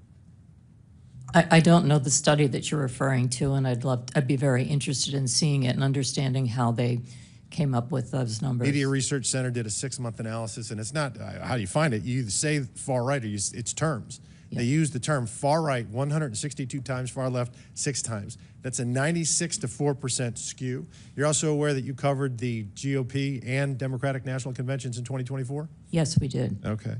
Interestingly, 72% of the coverage of the GOP convention was negative, 88% of the Democratic convention was positive. Shouldn't be surprising when you have anchors like Amna Noat, who described the Republican rhetoric as, quote, outright racism and, quote, echoing white supremacy. Ms. Mayor, NPR, you believe your reporters are fair? You said they're fair and they're working at it. I believe that they work to be every day, sir. They're non-biased. And yet, you have the voter registration issue. I mean, we're all human beings. We're all going to see through the world through a certain lens. And are you aware of any Republicans, any registered Republicans in your newsroom? I couldn't say registered, but I know we have conservatives in our newsroom, yes. Okay, so the recent registration, when it was looked at, 87 Democrats and 0 Republicans registered. I found that very concerning, Yeah, sir. I would. Not even 40 to 30 or 50 to 20, 87 to 0. But it shouldn't be surprising when their own CEO says things like, I'm so done with late-stage capitalism, or calls the President of the United States a deranged racist sociopath, or that America's addicted to white supremacy. So billions have gone into both of your coffers over the last several decades. And I understand why Democrats on this committee are going to viciously and vehemently defend you all, because you become a propaganda wing of the Democratic Party. 67% of your viewers and listeners identify as Democrat, with only 12% conservative, and you become a sandbox for leftist propagandists to frolic on taxpayer dime and no more. And when you said in the beginning you're going to promote a symphony of ideological viewpoints, yeah, you do. If you're left-leaning, far left, or remarkably Marxist, I yield back. Thank you. Thank you, Mr. Fallon. I now recognize a gentleman from Texas, Mr. Gill. Thank you, Chairwoman Greene, and I apologize. I'm getting over a cold, so I'm losing my voice here. Ms. Marr, I want to start with you. Just generally, would you say you generally agree or disagree with the following statement? The history of all hitherto existing society is the history of class struggles? I would not say I agree with that, sir. You're not. That's good to hear. It's interesting because a lot of your thinking, as expressed by your public statements, is deeply infused with economic and cultural Marxism. Do you believe that America is addicted to white supremacy? I believe that I tweeted that, and as I've said earlier, I believe much of my thinking has evolved over the last half decade. It has evolved. Why did you tweet that? I don't recall the exact context, sir, so I wouldn't be able to say. Okay. Do you believe that America believes in black plunder and white democracy? I don't believe that, sir. You Don't know where tweeted statement that in comes from. reference to a book you were reading at the time, apparently, The Case for Reparations. I don't think I've ever read that book, sir. You tweeted about it. You said you took a day off to fully read The Case for Reparations. You put that on Twitter in January of 2020. Apologies, I don't recall that I did. Okay. I'd no doubt that your tweet there is correct, but I don't recall that. Okay. Do you believe that white people inherently feel superior to other races? I do not. You don't? You tweeted something to that effect. You said, I grew up feeling superior. How white of me. Why did you tweet that? I think I was probably reflecting on what it was to grow up in an environment where I had lots of advantages. It sounds like you're saying that white people feel superior. I don't believe that anybody feels that way, sir. I was just reflecting on my own experiences. Do you think that white people should pay reparations? I've never said that, sir. Yes, you did. You said it in January of 2020. You tweeted, yes, the North, yes, all of us, yes, America, yes, our original collective sin and unpaid debt, yes, reparations, yes, on this day. I don't believe that was a reference to fiscal reparations, sir. What kind of reparations was it a reference to? I think it was just a reference to the idea that we all owe much to the people who came before us. That's a bizarre way to frame what you tweeted. Okay, how much reparations have you personally paid? Sir, I don't believe that I've ever paid reparations. Okay, it's just for everybody else. I'm not asking anyone Seems to to pay be what you're reparations, sir. suggesting. Do you believe that looting is morally wrong? I believe that looting is illegal, and I refer to it as counterproductive. I think it should be prosecuted. Do you believe it's morally wrong, though? Of course. Of course. Then why did you refer to it as counterproductive? It's a very different way to describe it. It is both morally wrong and counterproductive, as well as being You illegal. tweeted, it's hard to be mad about protests in reference to the BLM protests, not prioritizing the private property of a system of oppression. You didn't condemn the looting. You said that it was counterproductive. NPR also promoted a book called In Defense of Looting. Do you think that that's an appropriate use of taxpayer dollars? I'm unfamiliar with that book, sir, and I don't believe that was at my time You at tweeted NPR. that you read that book, but I don't believe that I did read that book, sir. do you think that a few years ago, NPR educated America about, quote, the whole community of genderqueer dinosaur enthusiasts? Do you think that that's an appropriate use of tax dollars? I was not at NPR at the time, sir. That's not the question, though. Do you think that that's an appropriate use of our tax dollars? I think our tax dollars that we use are to be able to provide a wide range of I'll take that as a yes. You do believe that that's appropriate. Your health advisor at NPR also stated in an interview that, quote, fear of fatness is more harmful than actual fat. Would you like to explain how fear of fatness is more harmful than actual fat? That's an editorial at NPR. I am not familiar with the editorial, and I don't believe that was published during my time here. It's called Diet Culture is Everywhere. Here's how to fight it. Do you think that that's an appropriate use of taxpayer dollars? I think any reporting on health is an appropriate use of taxpayer dollars, yes. And you think that editorializing that fat is not unhealthy is appropriate? I don't know what that article is, sir, and I'm not familiar with it, so I couldn't say. Fake news. Do you think that basic accommodations like doorways or seat belts represent, quote, latent fat phobia? I don't have an opinion. It's also from NPR. Do you think civility is racist? No, sir. No. Your outlet ran an article entitled, quote, when civility is used as a cudgel against people of color. That was on All Things Considered. Would you like to explain? I'm not on the editorial side, sir. I'm not familiar with that story. You talk about how NPR is news. This is editorialization, and I'll read it. For many people of color in the United States, civility isn't so much social lubricant as it is a vehicle for containing them, preventing social mobility, and preserving the status quo. This is garbage. I'll spend all of my time doing everything I can to ensure you guys never get another dollar of taxpayer funding. This is complete garbage. Thank you, Madam Chair. Thank you, Mr. Gill. I now recognize the gentleman from Georgia, Mr. Jack, for 5 minutes. Well, thank you very much, Madam Chair. I'd like to just start and build off of something Mr. Fallon noted. And Ms. Mayor, I think you noted, and just to confirm within your statement to him, that NPR failed to accurately report the circumstances around and content within Hunter Biden's laptop story. Is that fair to categorize your statement? Our current editorial leadership believes that we made a mistake not reporting the story and more reporting it earlier, yes. And I recognize you weren't there at the time, but what institutes and control, what have you done to ensure that never happens again? A number of things, sir, and thank you for the opportunity to speak to them. We have hired an additional editor core, which we refer to as our editorial review, to make sure that all stories before they go out are comprehensive and well reviewed. We've instituted a monthly review to ensure that the most challenging stories of every month, we go back and we look at what we may have missed in order to not miss issues again and change processes and policies to be able to have more robust conversation and to ensure all areas and all views are considered. We have hired analysts to be able to count the number of stories that we're running on any particular issue, including whose voices are represented. We've moved from bringing pundits on air to trying to bring direct policymakers on air so that we can ask questions of policymakers rather than hearing through other people's perspectives. Those are just a few of the things we've done so far. I've got a couple others if you have time. Thank you, and you can submit those for the record. Would you suggest then that the failure to accurately report those circumstances and the content around that story, would you suggest today, as I feel and many others feel, that impacted the 2020 election? I could not say, sir. I don't know. Well, I ask because you have a broad viewership, broad listenership, and I'm just curious if it is so broad and it is so necessary for us to continue to give taxpayer funds as you all submit, to me, to misaccurately report something that's incredibly important around a 2020 election is very concerning. So welcome another thought from you there.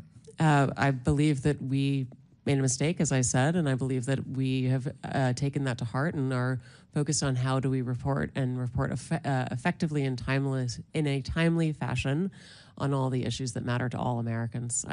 I hear your concern, sir, and I want you to know that we are truly working on this. I'd like to spend the rest of my time talking about funding, and I know that some of my colleagues talked about it a little bit today, but could you walk us through the amount of money that NPR receives from CPB annually? Yes, sure, sir. We receive $11.2 million this past year, the majority of which goes to the public radio satellite system, which we operate on behalf of the entire public radio network. We also received a smaller amount of funding in the course of the past year that went to help us hire those additional editors and analysts in order to be able to beef up that editorial review. We received funding to support the coverage of the recent election in order to make sure that we had our journalists all across the country and were able to speak to Americans of all different political backgrounds. And what percentage of your budget share comes from the federal government? Depending on how you count it, sir, it's less than 5%. And to help me understand too, the CPB, as I understand it, Congress has appropriated $500 million to CPB. It flows out, and I think smaller radio stations go and apply for grants for it. Do you receive payment from smaller radio stations through licensing agreements and things of that nature? We do, and the fees for that are designed around the amount of funding that they get from private member donations. So the fees are not designed around federal funding. They're designed around what sort of direct private support and donations they receive from members and listeners. Well, I noted Mr. Jordan today suggested that you all are fundraising off this hearing today, and a question that I have then, if you receive less than 5%, and over today you've said that private funding helps support the mission and the work of NPR, could NPR survive without the 5% that we give NPR annually? My belief is that the funding is essential to the public radio system, and that is the 246 member stations, but the 1,300 stations across the nation, so that we're able, as a network, to serve all Americans with 100% coverage. If federal funding for our network goes away, it means that people in rural parts of America, places where they can't afford to make private donations to support their local journalism, those will be harmed. But, sir, if I may, the bigger harm as well, or the additional harm, is that Americans in places that are affluent or do have many media choices will not be able to hear from their fellow Americans that are often underheard. Bottom line, if the 5% went away, would NPR still exist? Well, it would be incredibly damaging to the national public radio system. I yield back. Just want to submit to the record. Turn your microphone on. Madam Chair, I'd just like to submit to the record this You asked flash unanimous drive. consent. I ask unanimous consent to submit to the record this flash drive containing 6 feet worth of documents documenting NPR and PBS's political bias. Without objection, so ordered. Thank you. In closing, I want to thank our witnesses once again for their testimony today. I now yield to the Ranking Member Lynch for his closing remarks. Thank you, Madam Chair. Thank you for having this hearing. I want to thank the witnesses for your willingness to testify. In closing, I want to follow up on Mr. Connor's point. I'd point out to my colleagues that there are some government functions that are not merely transactions. There are some undertakings that we, as a country, engage in which are not necessarily justified by cash on the barrel at the point of purchase. Everything is not a transaction. It's not like selling a car, although that's exactly what the president was doing on the lawn of the White House the other day. Sometimes a government program is a long-term investment. I think that applies to public broadcasting. Like when you use public television to teach kids their numbers and their alphabet, because in some households, that might be the only source of instruction available. More often, it could be an exercise in trust, because a lot of our parents out there, 88% of parents said they trusted PBS Kids. Or when you have a documentary given by a historian like Ken Burns, and he does research and drills down on the letters and firsthand correspondence of Civil War veterans and families north and south, and gives us the hard facts of the Civil War. Hopefully, we are teaching, or at least reminding people of the wrongfulness of slavery and the consequences from a system of bondage and the horrific price that was paid and perhaps is still being paid. Everything is not a transaction. But I do believe that some people see it that way. I think President Trump and Elon Musk see life often as a series of transactions. Much of the support we provide to seniors is not a profitable transaction because they're older and vulnerable. But they have paid for their fair share into Social Security. That's why FDR designed it that way. Some people just wanted the government to promise to pay a pension, but FDR knew that if he had Americans pay into that system, that their sense of fairness would cause them to defend that pension. And so they would fight like hell to get what they had coming. It sounds like we might have to test that theory if Elon Musk and Howard Lutnick have their way. Another thing we do that is not necessarily profitable in a financial sense is that we care for our veterans. It's a promise we made to our sons and daughters in uniform, and it's the right thing to do. And veterans care and veteran benefits are special because those benefits are owed to every veteran who lies in a hospital bed in every VA hospital across the country, because those benefits are for courageous service previously and honorably rendered to our country. And so now it's the time for America and Congress to fulfill their obligation as promised. That's not a transaction. But because of that cost, the Trump administration VA has announced 80,000 layoffs at the VA. Trump and Vance also see support for Ukraine as a transaction, even though they've been invaded by Russia and are fighting for their lives and their freedom. As we saw a couple of weeks ago, for President Trump and Mr. Vance, it was a power transaction. And as the president insisted, Zelensky had no cards to play. And as Vance pointed out, he refused to sufficiently bend the knee, and he didn't dress up. These examples point out the nature of the presidency. Throughout our history, the president has never been viewed as the huckster in chief. Instead, our most successful presidents have occupied a position of what could be seen as moral leadership, which might cause some to conclude that America is bankrupt right now. But I have hope in the genius of our Constitution, that the checks and balances of our government framework might once again compensate for that shortcoming in the White House. It could be that Congress might provide that balance, or it may be the judicial branch that steps into the breach, or it might require the ultimate source of power in our system, the people themselves, to demand that we fulfill our obligations to all those most vulnerable in our country, wounded veterans, seniors, children, and the poor, to whom so much is owed. Madam Chair, I appreciate the opportunity here to address this issue. I would have preferred that we were talking about the security breach that occurred recently, but perhaps that will be for another day. But I thank you for your courtesy, and I yield back. I now recognize myself for closing remarks. The United States is $36 trillion in debt. In fiscal year 2024, the government spent over $1.8 trillion more than it took in. And in fiscal year 2025, the interest on our debt is expected to exceed $1 trillion. As we continue investigating waste, fraud, and abuse, and we can look no further than the Corporation for Public Broadcasting, the LGBTQ indoctrination of our children, the systematic racism narrative, and the support for censorship being pushed by the heads of NPR and PBS are just several of the many abuses of taxpayer dollars. And if you are one of the select few who might support such content, you can personally support and fund it with your own money through private donations, because the reality is the United States of America is broke and can't afford it. And after all, PBS and NPR are already fundraising off of this committee hearing.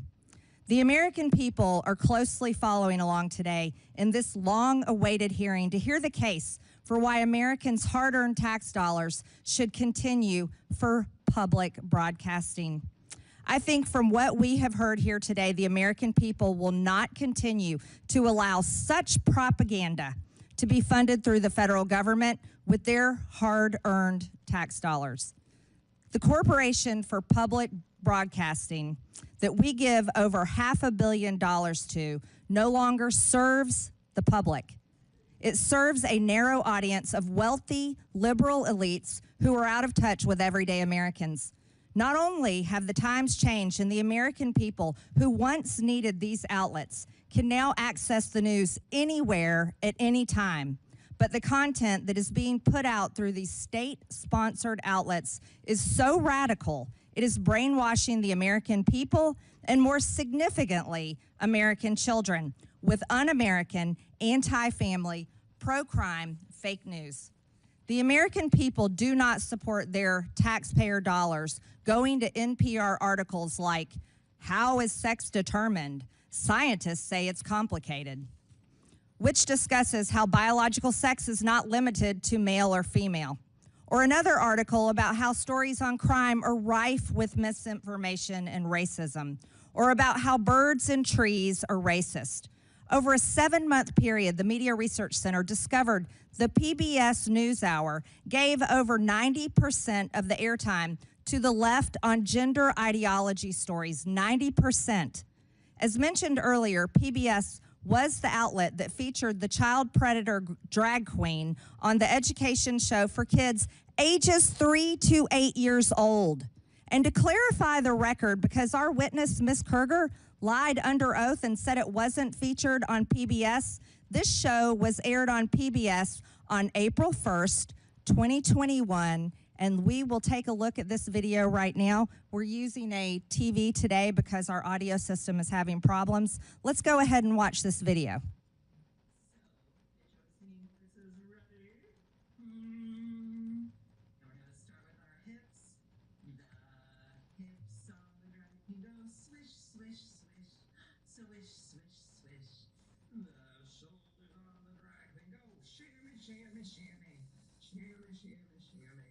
Shimmy, shimmy, shimmy, blah, blah, blah.